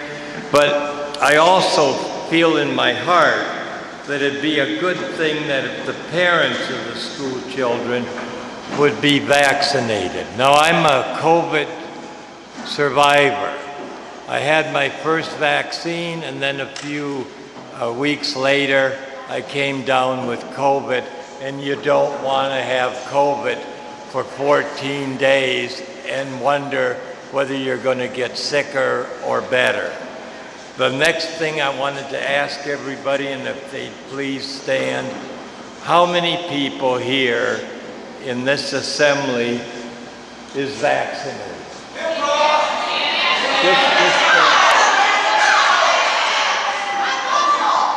Because I've had both my vaccines. I had my shingles vaccine, I've had my flu vaccines, and the one other thing, when I was a young kid going to school, what we had was the polio vaccine. And practically everybody got it. They didn't go to the school board and said, I'm not going to get my polio vaccine, or tuberculosis, which is a deadly disease. There's a vaccine for that, and there's a vaccine for other diseases. Now, the medical professional people that are advocating vaccines so that the populace are going to have a high rise in COVID. And we do have to remember that there were 5,549 confirmed cases, and 49 of those people died. Now, that was yesterday's statistics. We can go online today and see if that has risen, which I'm sure. So, from the bottom of my heart, I think you people are doing the right thing for optional, but getting COVID, we know from the national TV, the hospitals are just full of people, and a lot of people nationwide are dying. But that's what my opinion is, if optional, if people have a problem with it. Thank you very much. Okay. Next we have Sue Good. After that we have Ginny Kilpatrick.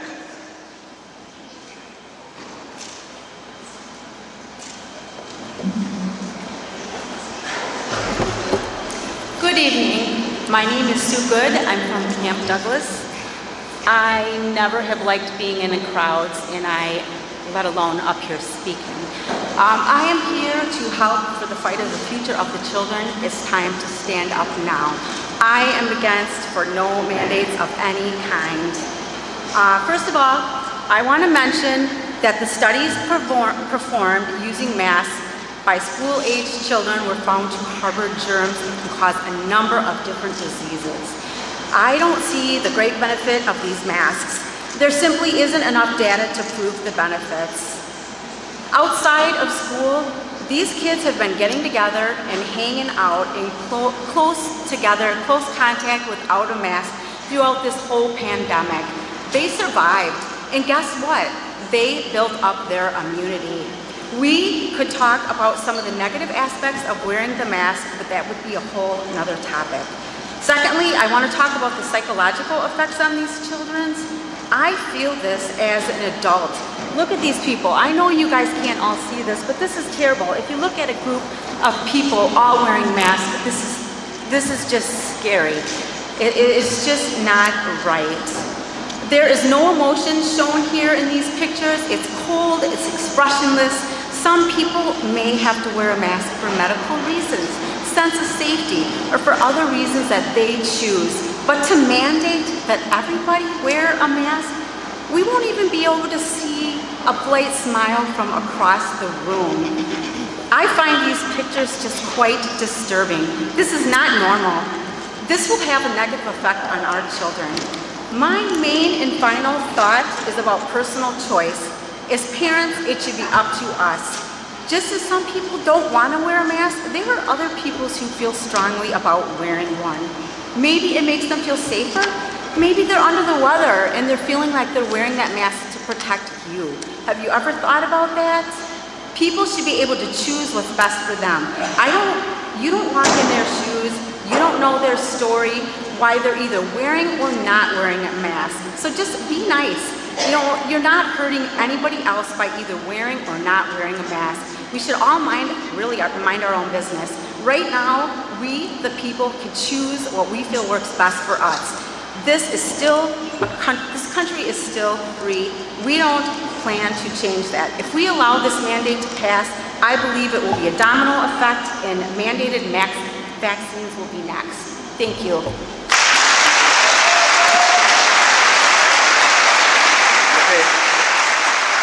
Next we have Jenny Kilpatrick, and after that we have Tracy Wooden.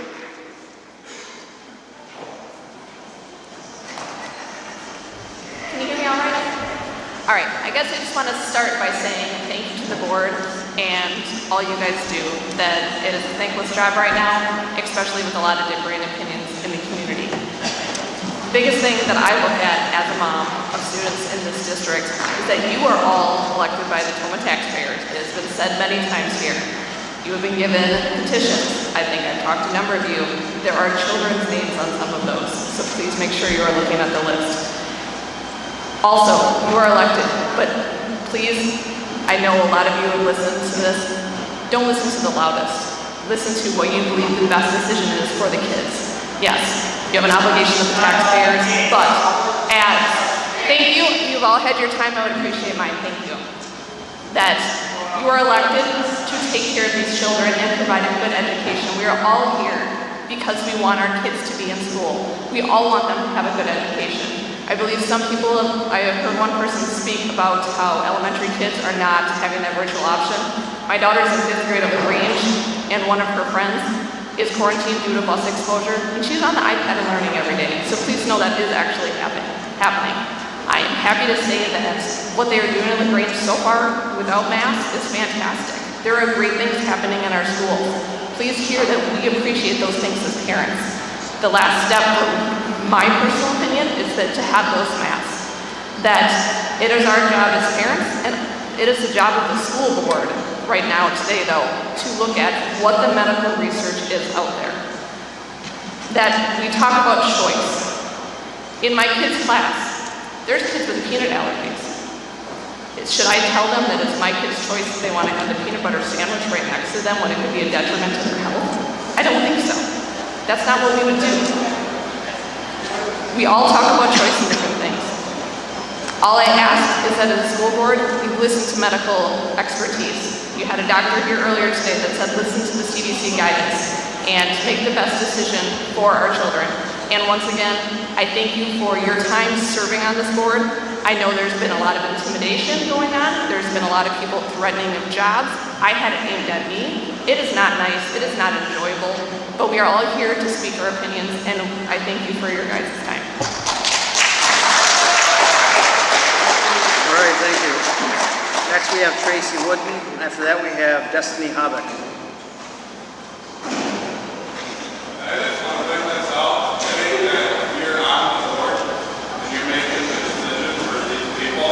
Sir, we got to let other people speak that signed up in line.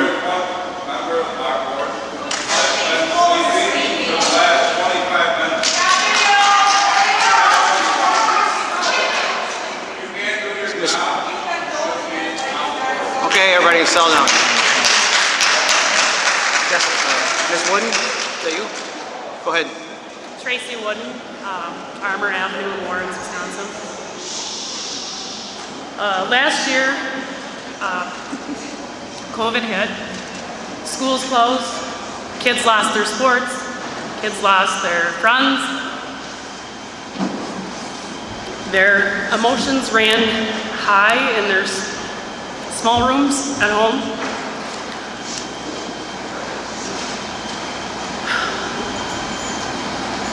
My kids struggled big time. Because prior to COVID, we lost my brother out of nowhere. So they lost their family member, not due to COVID, then they lost their sports, then they lost their friends and their school. To sit at home on virtual school where they had to check in and out of class 3 times a day. When they did finally get to go back to school, they got to go back to school in masks. They came home with headaches. They came home with ridiculous acne. They came home frustrated.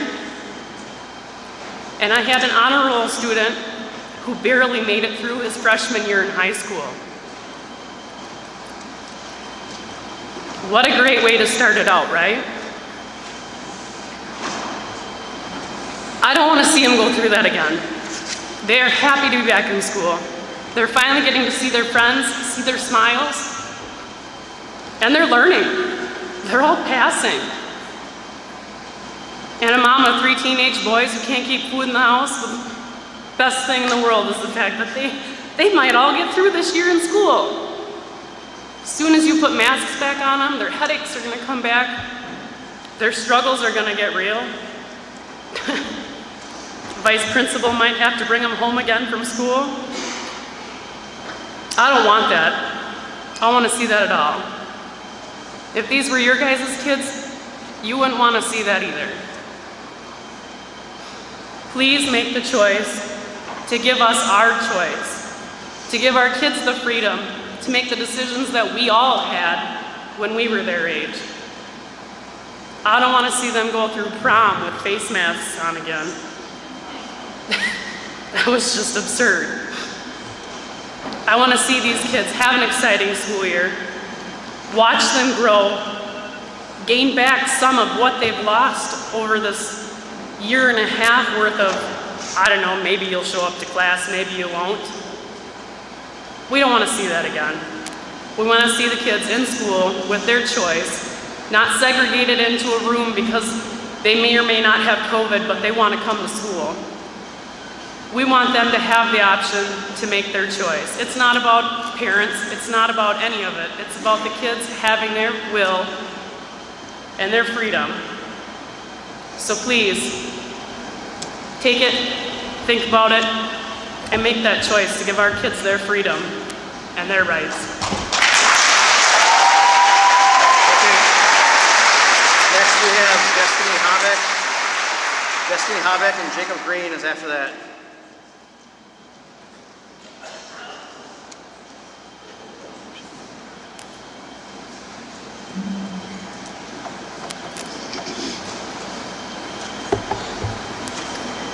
Hello, I'm Destiny Habeck. I'm a senior at Tacoma High School. I'm not gonna lie, I'm not a fan of public speaking. I get kind of frazzled, but I'll still try to razzle and dazzle you all.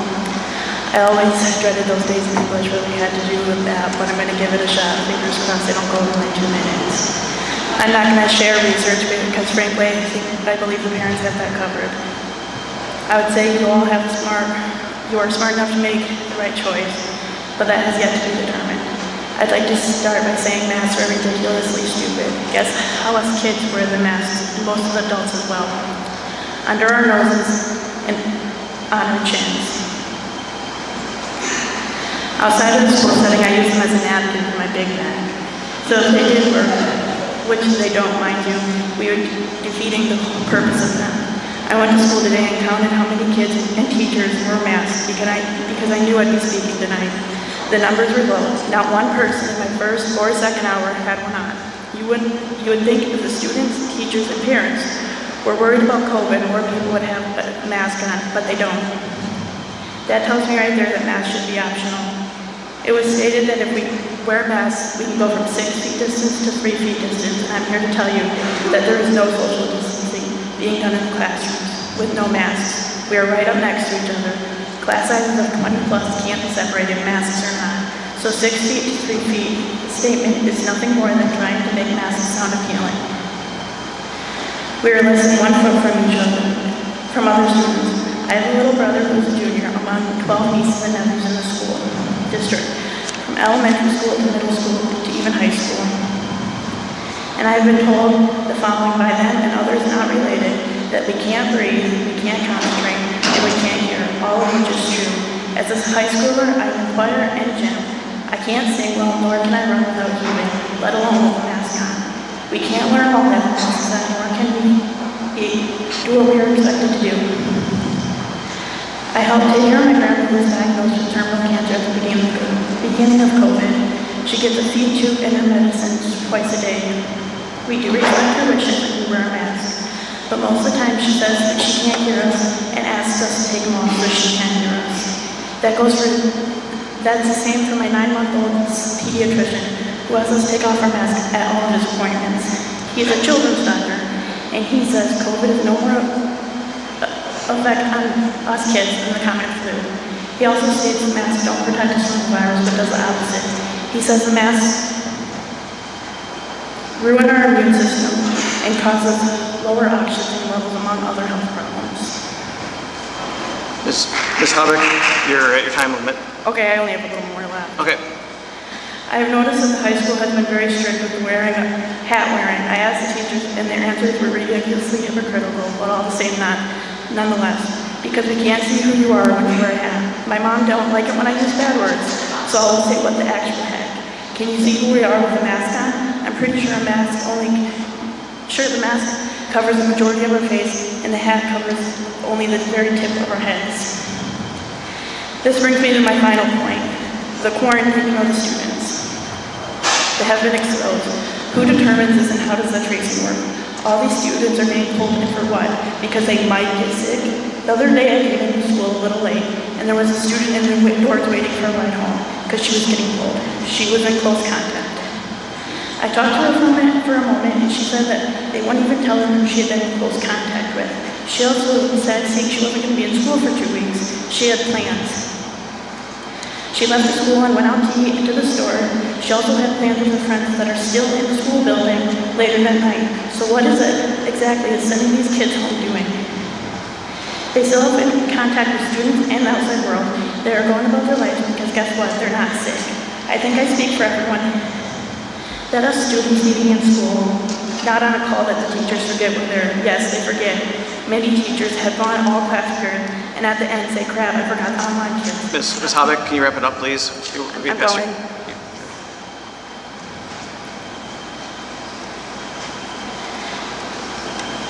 How are they learning? Anything. In the prior meeting, it was stated that we high schoolers can teach ourselves. If that is so true, why do teachers have jobs? Why is there a need for them? Why can't they go get a job somewhere else?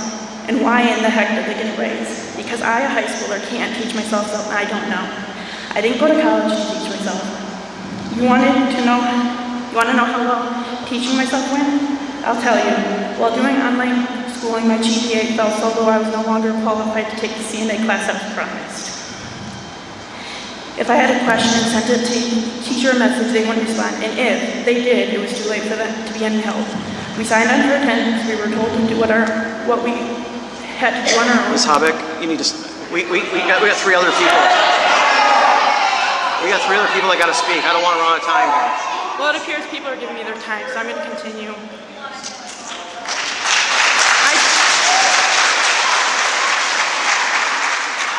I guess I'm kind of confused. Are you guys even listening, or are you so in tune with the time that you're not listening? Like, We got 3 other people that need to speak. Time limit's going to be up in 20 minutes. I find it very hard to speak, to even get up here, so. But I no longer qualify for the CNA class I was promised through the school. If I had a question and sent a teacher a message, they wouldn't respond, and if they did, it was too late to get any help. We signed on for attendance, and we were told what to do and told to sign off. I hardly learned anything, and the stuff I did learn was from other students that went to school. Without help from the classmates, I wouldn't have learned anything or passed most of my classes. This past summer, I took in-person summer school and catched up on missing credits, and I was done within a week. I also went and paid $900 out of pocket to take my CNA class. I am proud to say I'm a certified CNA. No thanks to the Tacoma School District, saying they ripped the opportunity to do it through the school for little to no cost because the teachers didn't do what they were being paid to do.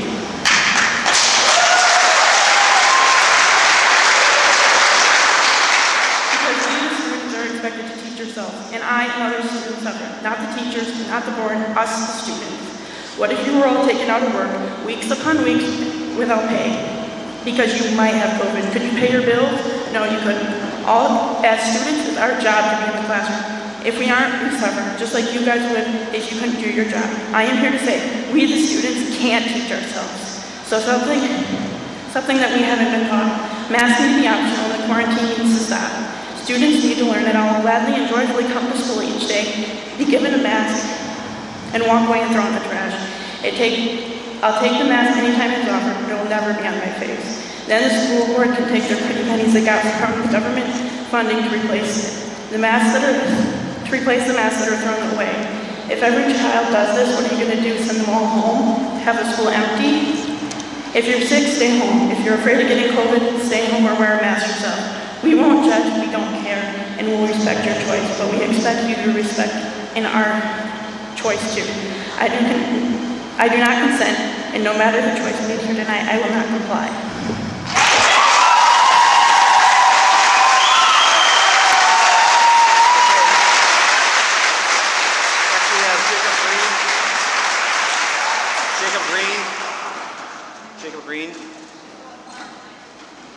Jacob Green here.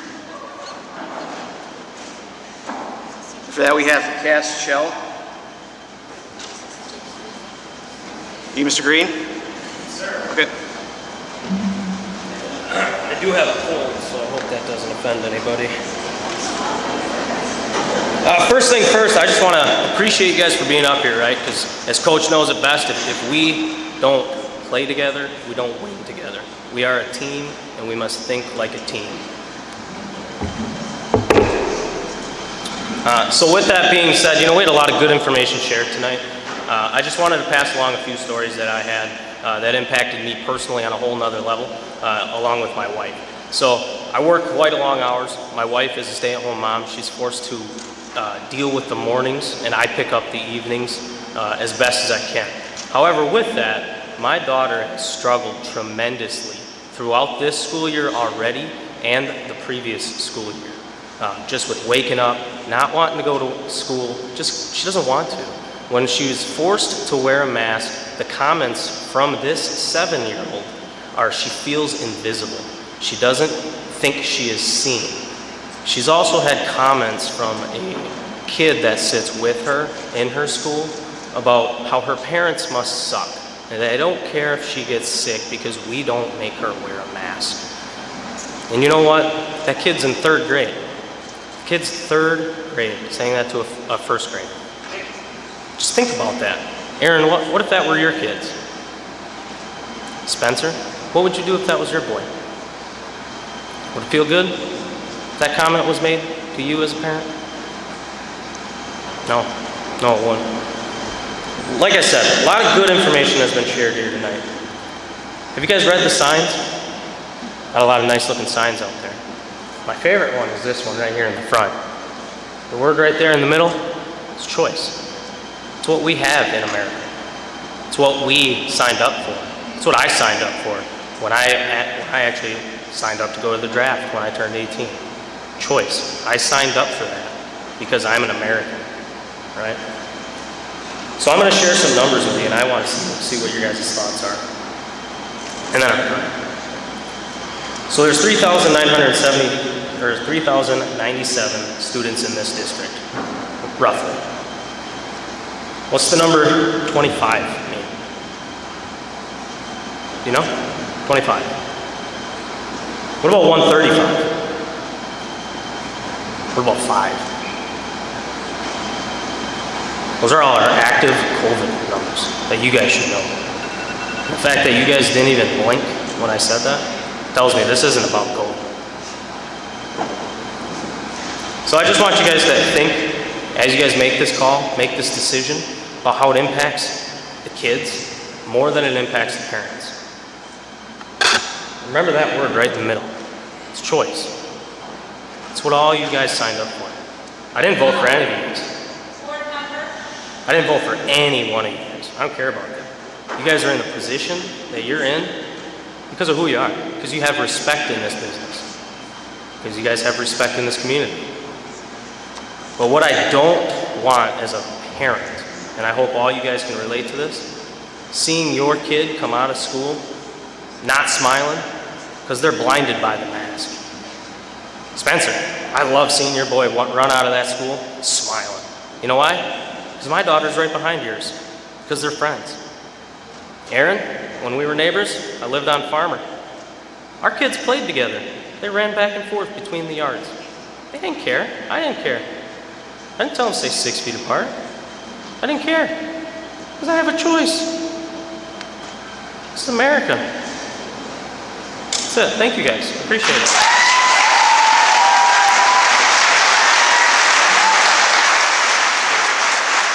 Okay, next we have Cash Shell, and then after that, I think it's Anna Rice. Go ahead. Cash Shell, Atlas Avenue, Orange, Wisconsin. I'm a pastor at Open Door Baptist Church and also former bus driver for the Warrens Elementary School. I lost the job because I wouldn't wear a mask, wasn't going to play around with the insanity, and that's what this all is. It's time to say the emperor has no clothes. Okay? The only difference is when the little boy said that, everyone agreed. Now, everyone is still under that spell of insanity. It really is crazy. If you're going to quarantine the students, are you quarantining the teachers also? Are you going to quarantine the bus drivers? Are you going to quarantine the coaches? If not, why? Why not? Most people here are against the mask mandate, therefore the option. Yet, could I see how many people here think that wearing a mask, making a child wear a mask is child abuse? Would you stand if you think that's child abuse?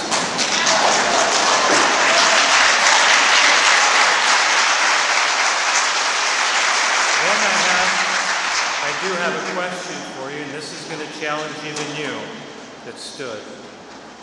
Why would you want to make child abuse optional? Why would you want to make it optional? Get rid of this stuff. This is insanity. Okay? COVID has cost me more than you'll ever know. I'm not talking about my job.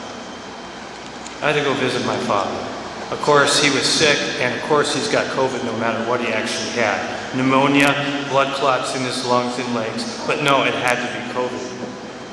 And so the doctors don't really treat that. They just put you on oxygen and say, he's not going to make it. And to go visit him, you know what they tell me? Here, you have to wear a gown and gloves and a mask.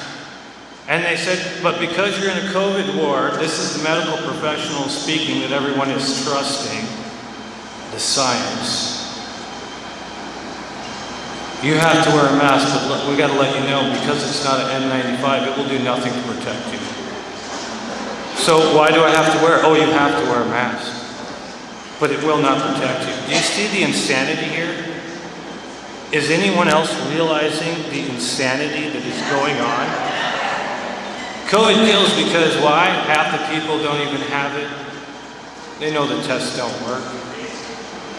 But if you get diagnosed with that, then you're not going to get treated for anything. And for those who want to use that little catchphrase, trust the science, imagine you had a time machine and you could go back to 200 years and you had a disease. Would you want to go to those doctors? I don't think so. Only 100 and some years ago they were bleeding people to try to make them better. But what if you could take a time machine to the future and get treated? Would you want to do that? What if you went 200 years into the future, grabbed one of those doctors and brought them back here? What do you think they'd be saying about what our science is? Science is always changing. It's time to say, the emperor has no clothes. And parents, if you want to make a change, you got to do something. These people have proven that if you say something and if you sign petitions, nothing is happening. Why else are we here? Why else are we here? It was very clear what the people want. It was very clear. That's all.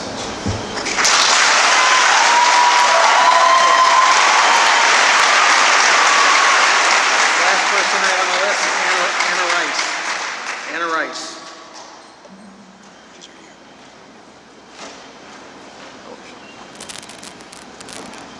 Anna Rice, Warrens, Wisconsin. I'm not going to stand up here and tell you a bunch of science and stuff because I don't know and I don't have any of the data. But yes, I am Katie Rice's mother-in-law. And I can tell you that Katie has 2 master's degrees. And she is very well informed. This is not just a whim. It's not just I saw this on Google or Facebook or whatnot. She knows what she's talking about when she has her papers in front of you. Those, I would encourage you to read them, look at them, study them, because what she's saying, she has studied. So, with that said, I would just like to say, I'm kind of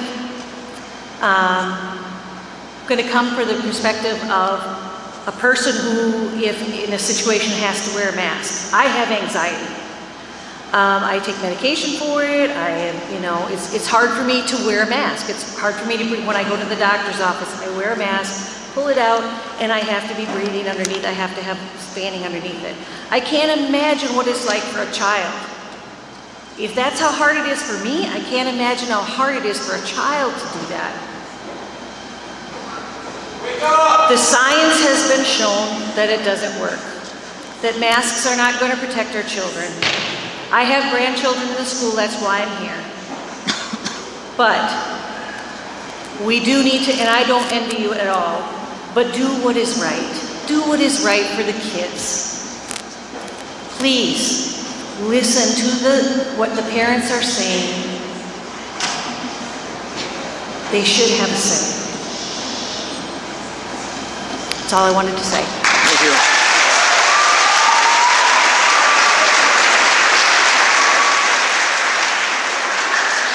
Okay, that was the last person on the list. Therefore, communication with the public is now closed. Moving on to the next item on the agenda is discussion and review of COVID-19 case information, impact on learning and instruction. Thank you, Mr. Chairman. This information comes from our dashboard. It's updated daily. Just a brief rundown from September 10 through September 21st. The positive cases on September 10 were 13. As of today, 5. We had 145 quarantined for contact on the 10th. That is at 135 today. And on the 10th, 8 positives, testing of actives, and 25 today testing of active. Our high quarantine for the week was on September 14th at 174, and again our high positive on 13. So this information is updated every day, and it's built out by school building, and it is there for anyone to make choices and determinations as to the positive case rates, quarantine rates, and how the students go to school that day. It's always there for you, along with the attendance. Okay, does anyone on the board have a question about any information? No? Okay. Moving on to the next item, consideration and possible approval of revisions to district face covering and quarantine protocols. Mr. Chairman, the Board of Education has a few options to walk through. Certainly, the face covering and 14-day quarantine is one option. Another option that was alluded to a little bit earlier is that there are many districts making their own choices, creating their own options. That is one of the highest liability risks for this school board, and I don't recommend that at all. Because you need an insured defense for many things in your capacity as a elected official for the school board. So it's very important that we take the liability risk outlook and the legal outlook in whatever recommendations or actions that this board takes. So that option of creating what we think is right is not appropriate at this time. Our liability carriers can't confidently cover everything there. So what I would like to recommend is that we take a look at our quarantine process, because the issue is this. Our students absolutely, when they come off of quarantine early, the Board of Education approved the 11 and 8-day return, there is a separate area, an isolated area for them. And the core issue is this: it is not an optimal educational setting for students who are coming back off quarantine. So my recommendation this evening would be to take a look at our quarantine protocol, option 2 and option 3, and add this. You may return to school and resume normal activities on day 11. So if you choose option 2 as a parent, come back on day 11, go into your classroom. I'll run through my high school schedule, but the student must wear a mask through day 14. That's currently happening. So if a student chooses, a parent guardian choose option 3 to return early, that does require a test to show that it was a negative test. To come back on day 8, if you test negative, you may return to school and resume normal activities on day 8. You go back into your classroom, you run your schedule, but the student must wear a mask through day 14. That is the only update I have for this evening. No other changes or recommended for our protocols. And we do have other risk mitigating factors in place with the physical distancing as practical in all of our settings, frequent hand washing. We've also registered through DHS to have a vendor come in and provide testing for those parents or guardians who need that resource. So we have many different layers here that we have in place, but the core issue is this. The quarantine process does impact the optimal learning environment for our students. So my request this evening for your review and possible approval is to add a return to school into that normal setting, wear a mask through day 14.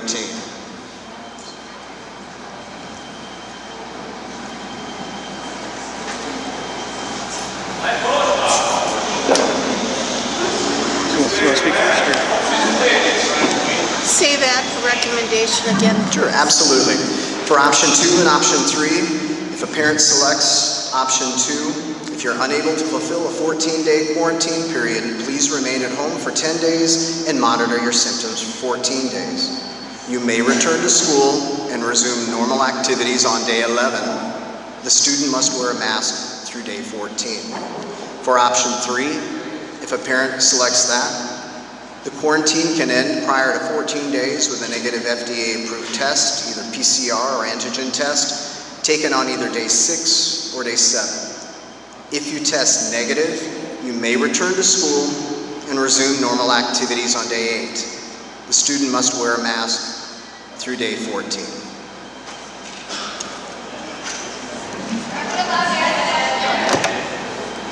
Do we have any comments from the board? I guess just really quickly, where is this recommendation coming from? Again, it's the optimal setting for education. We've got our physical distancing, hand washing, other risk mitigation practices occurring in our different settings, but when a student comes back early, the requirement was to isolate in a separate area. In our work with Monroe County Health and in taking into light all of our other risk mitigation factors, having that student go back into the normal classroom is a far more optimal setting for education, but that student who selects to come back early wears a face covering through day 14. So then the isolation would be eliminated? That's correct. I didn't hear that. No isolation. Sue, I didn't hear that. Is the nurse here, county nurse here? Yes. Could we ask her a question? Could I ask her a question? I'm sorry, say Could I ask her a question? Sure. Tiffany's here for questions for the board.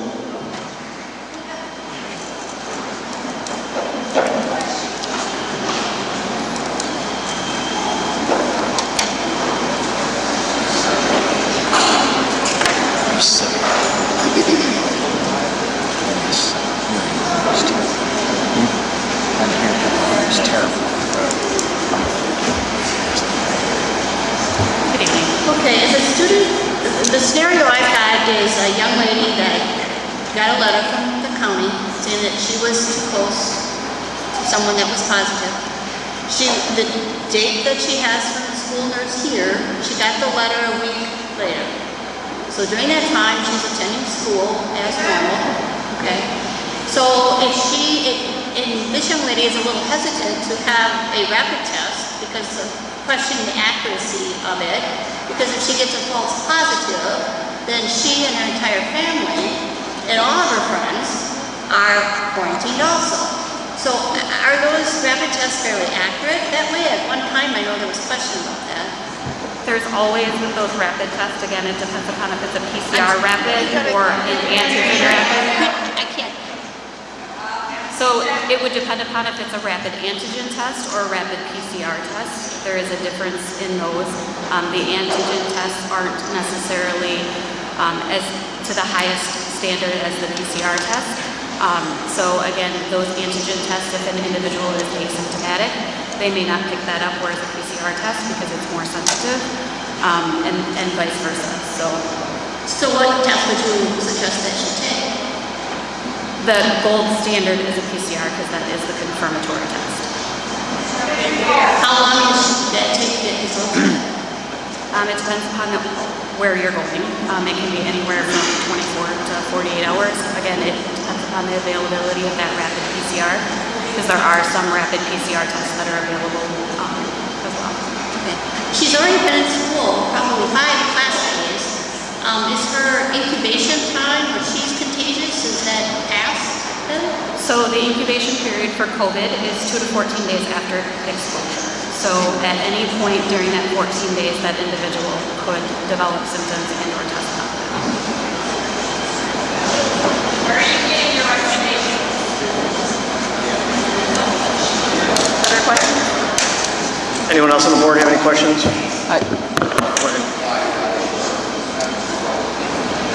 I guess I just got a couple of questions too on, when I look at the numbers, positive quarantines that we have, it's pretty low. And I look at the number of quarantine for contact, it's pretty high. And I guess my question is, can we really do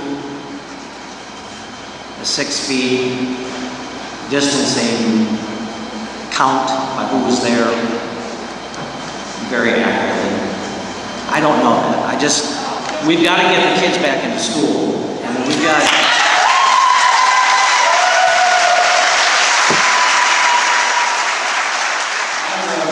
Today, we have 135 kids that were quarantined for contact. And, you know, if they're out for 14 days, some of these kids are not going to regroup, they're not going to regain. So I don't know what the answer is, but I don't know if you can go to 3-foot testing and see what happens, or 3-foot quarantining, you know, if you're in that distance or whatever, to see what happens to the numbers, but something's going to give. I mean, we just can't keep throwing people out, not knowing where we're at. So I'm not here to beat you up or whatever. You have a tough job.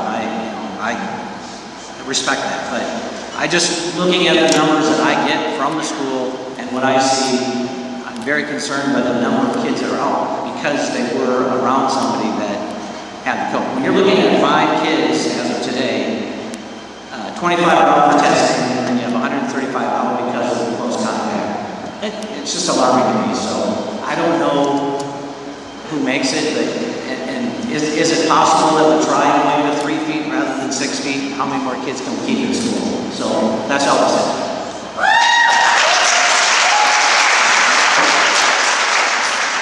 So to answer your question, per the CDC, you can go to 3 feet if there's universal masking in the classroom. Then that contact tracing would be anybody who was less than 3 feet. That would fit the definition.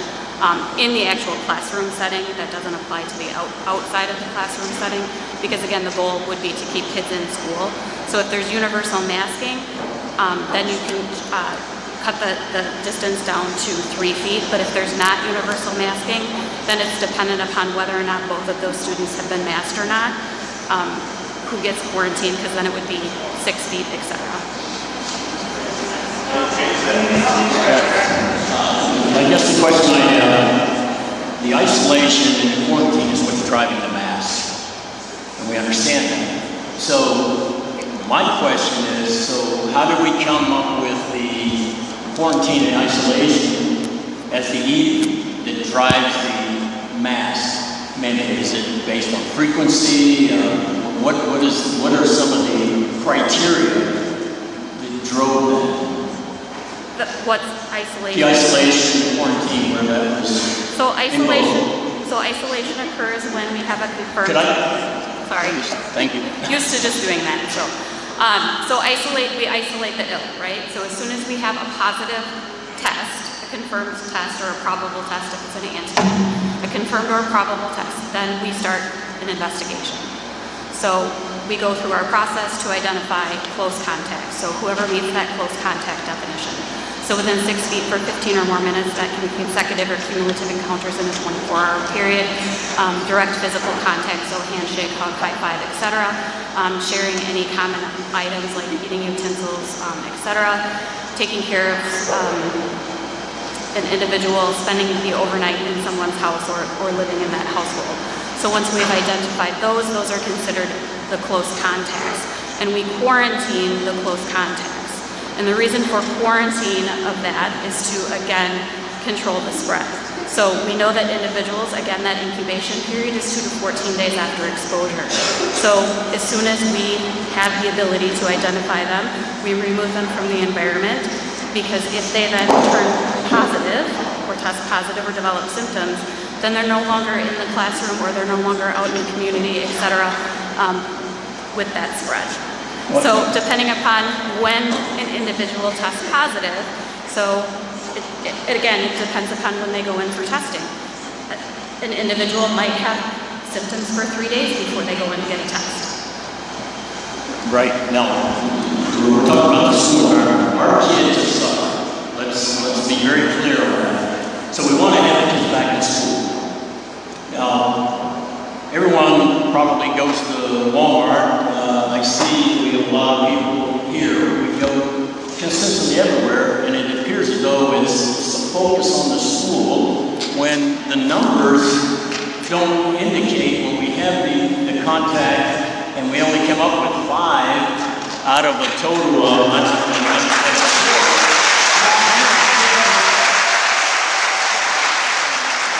We have 150 cases. Now that may be 3 or 4 in the family. The ramifications and the impacts are significant, and I don't know whether it's, we have the Department of Health Service, we have CDC. I don't know how that hierarchy works. We're in Monroe County, and I look at that and I saw that the hospitalizations were up. Again, how many COVID cases do we have in Toma Hospital right now? I can't tell you that right off the top of my head.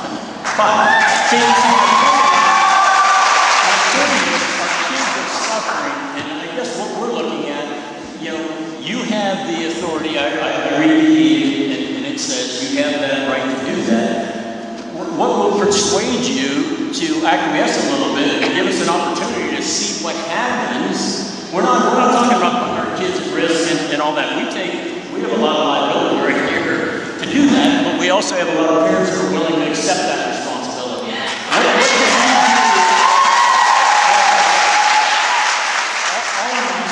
Is there any latitude? Do you have any latitude whereby we could go through this and obviously be willing, as we've done now? There are different options. We just came up with the quarantine, the isolation, instead of 14 days, and bring the child back in their isolation and set over a room. We're able to do that. Give us an opportunity so we can work on it and try to come up with some mitigation within the parameters. We know that the 6 foot, that's not doable. Now, it's doable in some of the schools, but not the high school, not the grades, not the middle school. But if you look at the information, there are schools that it wouldn't impact. We're able to do that. You have a lot of the other satellites. But, again, probably not trying to put you on the spot. What could we do? What latitudes do you have? Are you directed, or do you actually have that latitude? Or should we be speaking to someone from DHS? I don't know.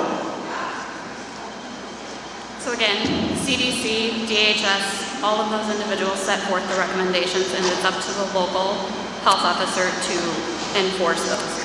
So again, when we look at things, we have mitigation strategies in place, right? So those are the prevention things that we can utilize to decrease the risk of exposure. So we have masking, we have vaccination, we have physical distancing, we have cohorting, we have testing and screening, cleaning and disinfection, and again, all of these things are outlined in the guidance as well from DEI. So again, as many layered strategies as you have in place, then it decreases the risk, right? But as soon as we now have a confirmed case, that changes, and now it becomes about how do we stop that ripple effect of affecting more people. And again, my job as a health officer isn't just to look out for the school population, but it's the entire community. So again, I'm taking all of that in. If as a school district you choose to not follow the guidance and the recommendations, like you can do that.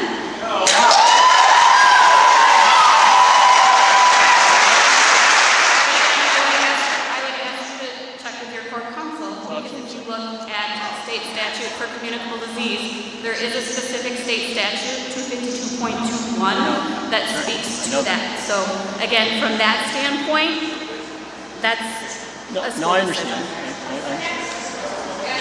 I realize that your Go ahead. emphasis is on the community, but there's so many more other factors here in place for these kids, because we're losing them educationally and we're losing them emotionally and psychologically. And right now we have no mask in a high school with only 3 positive cases. That's not bad. Are you looking for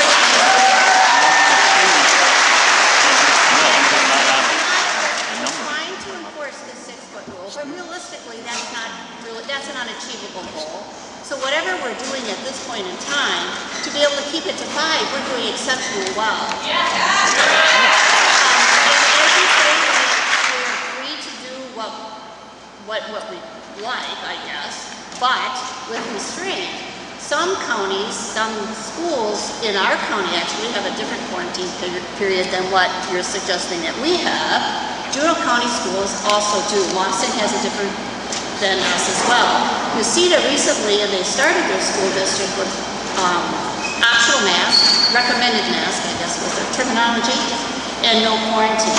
Their cases are up, and they just got served by the sheriff's office 2 weeks ago with a violation of service. So now they're kind of in a holding pattern because they're trying to find out what their liability issues are in insurance coverages and so on. West Bank High School over by Milwaukee, they have a 10-day mask period. And after the 10-day quarantine, they can come back with a mask. They have optional masks as well. So it depends on the county as to how, in my opinion, how they're going to enforce that. And I think we're doing exceptionally well. The other school districts I've talked to, our numbers are much, much lower as cases than them.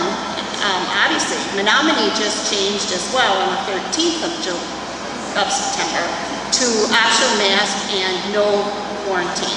But now their case numbers are very high. But at the time they did this, they had over 300 students in quarantine. That's an entire classroom. Educationally, I thought I was on the board to help provide an education for our children. And I don't think the quarantine issue is letting us do that. We're not, I don't feel like I'm achieving what I thought I was trying to do. So, I don't know what we can do about that. Something else. I don't like this. Again, as a school district, you have a lot of other things that you need to take into consideration. Again, my job as a health officer is to look out for public safety. And so you are challenged with how to balance those things. So it's not an easy position for anybody to be in. I just, one more thing, just a point I want to bring out to you that I asked the question at the last meeting of number of quarantine from contact, how many actually got COVID from that? And last year was less than 1%, I believe. Yes. So this, and again, just take it back to your board and look at maybe what, is it that Toma's just lucky, or is that kind of what's happening around? And maybe we can look at this 6-foot distance, because I think that's what's killing us.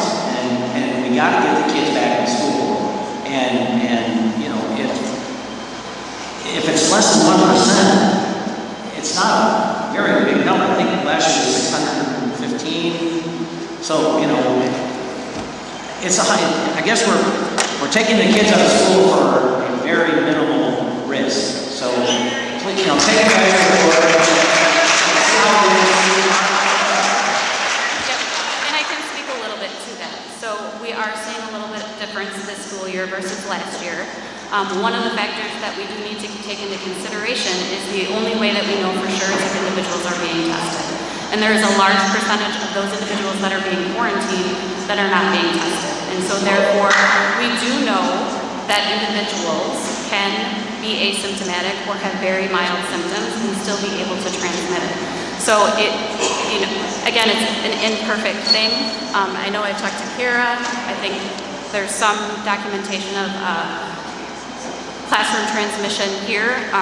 Again, looking at the numbers of people that are being tested is a different thing. What we are seeing in other districts, you know, isn't what you guys are seeing here either. So,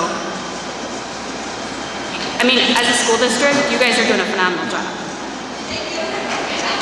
One quick one.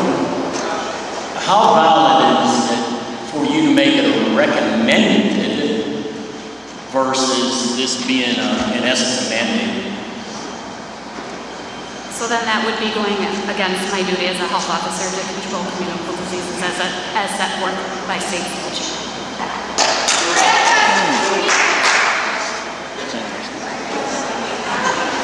Interesting. Very interesting. Okay, anyone else have more questions? Yeah, not necessarily a question. I guess a few comments. As like Rick said, all of us, you know, in the end, you know, we got to keep these kids in the schools. The quarantine is just rather absurd at this point. Not only are the kids end up being out of school for a long time, but now how are they going to get their education? And there's no way we can have our teachers go back to doing both. Last year was a nightmare on our teachers. They were local heroes, trying to battle through that. I watched my wife do it. I mean, she was up later than I was, which is odd, quite often, doing schoolwork, trying to teach both. And we can't get back to that point, but the kids need to get educated somehow, so we need to get them back into school and stay in school. You know, we have this quarantining issue, and I looked at like last Friday night, we had a fantastic football game with the middle school band and the high school band, which was frickin' fantastic to see those people out there.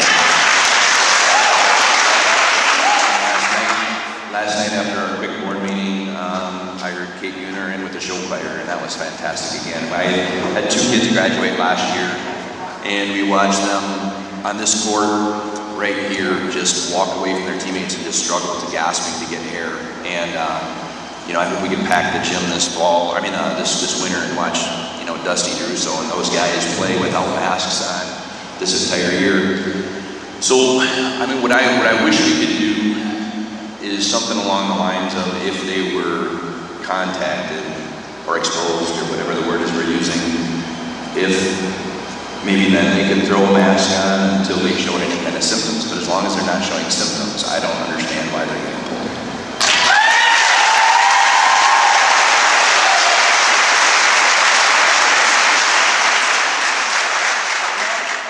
So again, that is part of control of communicable disease is we know individuals can transmit before they become symptomatic, so they are exposing other individuals. And so public health recommendations, again, are looking at how do we control the spread and the population in regards to those. So again, it would be the same principles.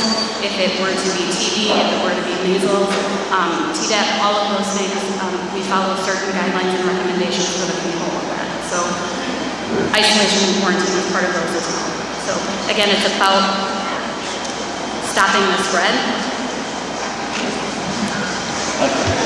Dr. Hanson, if we would take upon to consider Mike's suggestion, do we have to go to check, I mean, is that, we still can't make a decision, or we could make a decision tonight, but you would have to run through legal to see where we stand that way? Liability Liability. first, absolutely liability and legal, and that's a protection for the Board of Education. If you do not have an insured defense, you all own the whole thing. And me.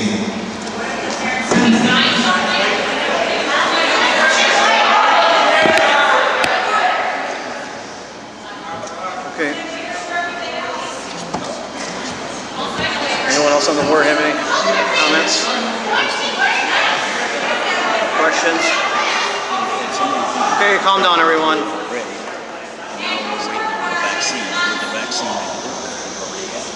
So does anyone else have any comments or questions on the board? You have several people. What? Well, we already had communication with the public. We can't answer questions or take comment from the public. Can't do it. That's public. So, if anybody doesn't have any more questions or comments, I guess, do we have to, do you guys want to have this, I don't want to come back for another meeting. But. We have to render a decision, right? Yeah, so. I'll start off. I know we're subject to some liabilities, but I am of the opinion we should go with the option.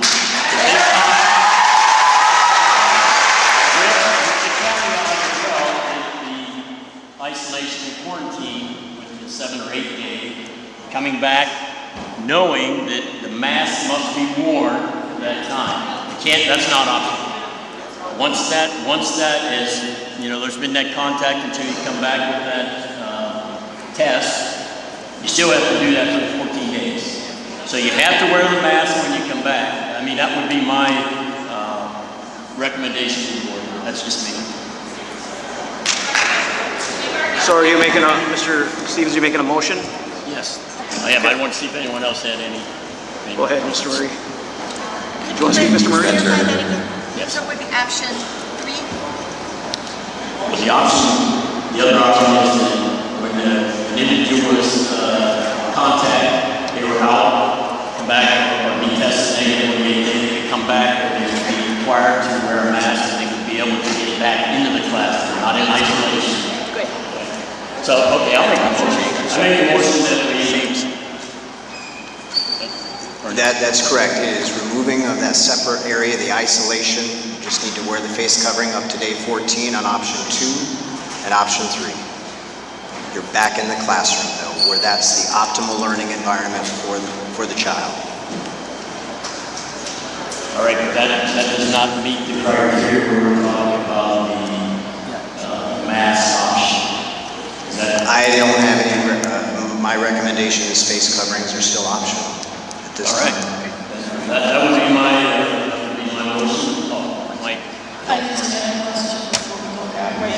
So option 2, do they have to have a test or is that without a test? The option 3 is with a test. Option 2, no test. Option 3, with a test. That's correct. So the parents would have that choice.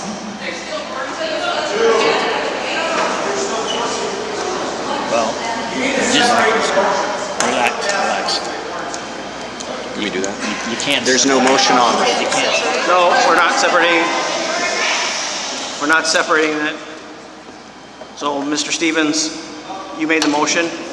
Can you separate them based on the recommendation? What is your motion on the floor? What is your motion? My motion is that masks remain optional, and then we do the testing for those who get contact, and they must wear a mask upon return every day.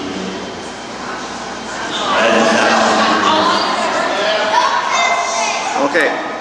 That's my motion. So we have a motion on the floor. Do we have a second to that motion? I'll second it. Do we have a second? Any other comment by the board? Questions? Just to clarify, is that option 2 and 3 or option 2 or 3? No, it's 3. I think 3, but right. She was asking if it's kind of both. That's correct. That's correct. Can people come in school? Option 2, option 3, wear the mask through day 14. Come back early though, into the Yeah, I classroom. want to be able to, for people to wear that mask until the 14th day. That is 3. Was that option 3? It's both. It's both of them. Oh, would I see both of those? Because option 2 was the 11, you can come back Yeah, I want, Without the a other is test. the 8. without a test. Oh, without the Okay. One more time. Sure. Yeah. Motion on the floor is face coverings optional. Return to school, we must wear a mask for 14 days. That's both for option 2 and option 3. So for option 2, you wear a mask for 3 days. If you want to come back on day 8, you wear it for 6. But you're just wearing it through 14 days. You still wear that through the That's the way I 14 presented days it. Period. So that is option 2. Is that what? Yeah. That's Option 2 is 11 days, come back and wear it for 3 days. Option 3, you come back on day 8, wear it for 6 days, but you are in the classroom. But you're in the classroom. That's. You can choose 14-day quarantine, you can choose 11-day quarantine, and you can choose an 8-day quarantine. That's up to the parent guardian. That's already there.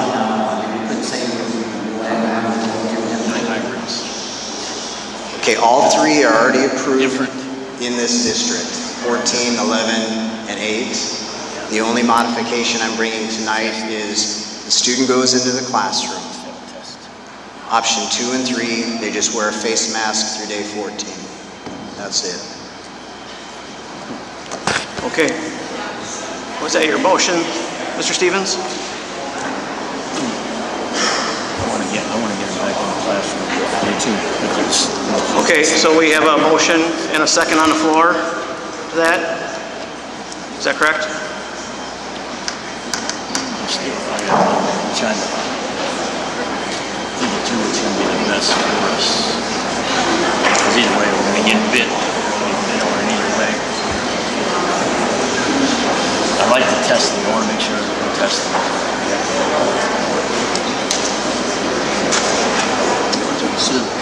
Are we able to provide, are we working on being able to provide testing here at school?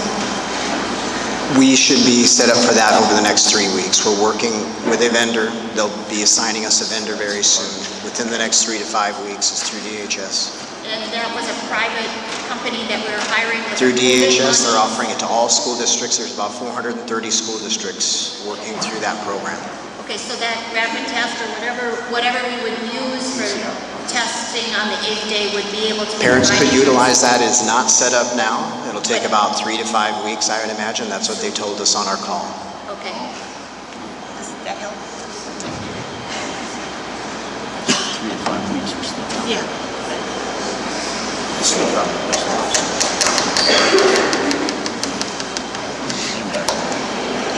Mr. President, I got a question. Okay. I'm gonna turn this thing on. There you go. Am I on here? Hey! I've been here for 2 meetings, you guys. And what I hear in the audience is, and I put this out the first time around, the health issue of your kids and you are a big problem. The thing is, what I hear from you, and maybe the rest of the district says the same thing,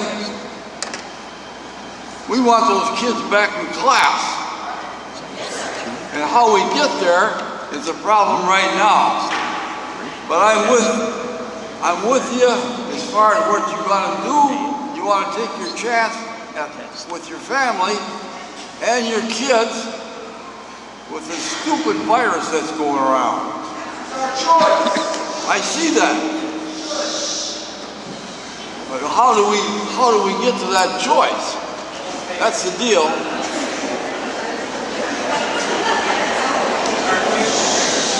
I'm with you. I'll make the motion that we pursue option 3. Okay. There it is. So we have a motion on the floor to pursue option 3. Option 3. Does he amend? already got a motion. Okay, Just hold on. Well, we already got a motion, a second on the floor, so he's got to withdraw his motion. Somebody can You have to withdraw your motion, Mr. Stevens.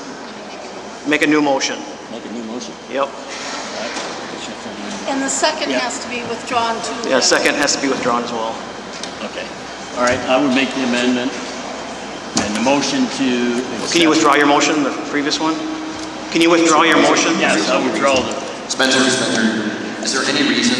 Mr. Murray, can you withdraw your second? I'll withdraw. Aaron, Okay. I'm sorry, this is confusing. Is there a reason why it'd be only 3? Why would you not have 2 and 3? Oh, I thought. 2 and 3 are bringing the students back into the classrooms. They just have to wear a face mask through day 14. So it's to the board's benefit to allow the student on day 11 also to come back into the regular classroom, wear a face covering for 3 days. If they choose option 3, they come back on day 8 with a negative test, wear a face covering through day 14, and then they're done. So you can do both. You can do both. So you can be tested Okay. and come back 3 days That's what we earlier. want to get them back as early as possible with. Correct. And then you have the options. If you don't want to go through the testing, then you would have to wait for the 11. So we can implement two and 3. Yeah, but Option there's 2 and 3 more of would a be. choice. Correct. That would be my motion. So you make a motion to approve option 2 and 3? Yes, please. With optional face masks. Yes, with optional face masks. That was the. Right, with optional face masks, okay. I'll good. second that. Okay, we have a second by Mr. Murray. Any comments before we vote here? Questions? All those in favor, say aye. Aye. Aye. All opposed, say no. Motion carries. Okay. Last item on the agenda is motion for adjournment. We have a motion, we have a second for adjournment.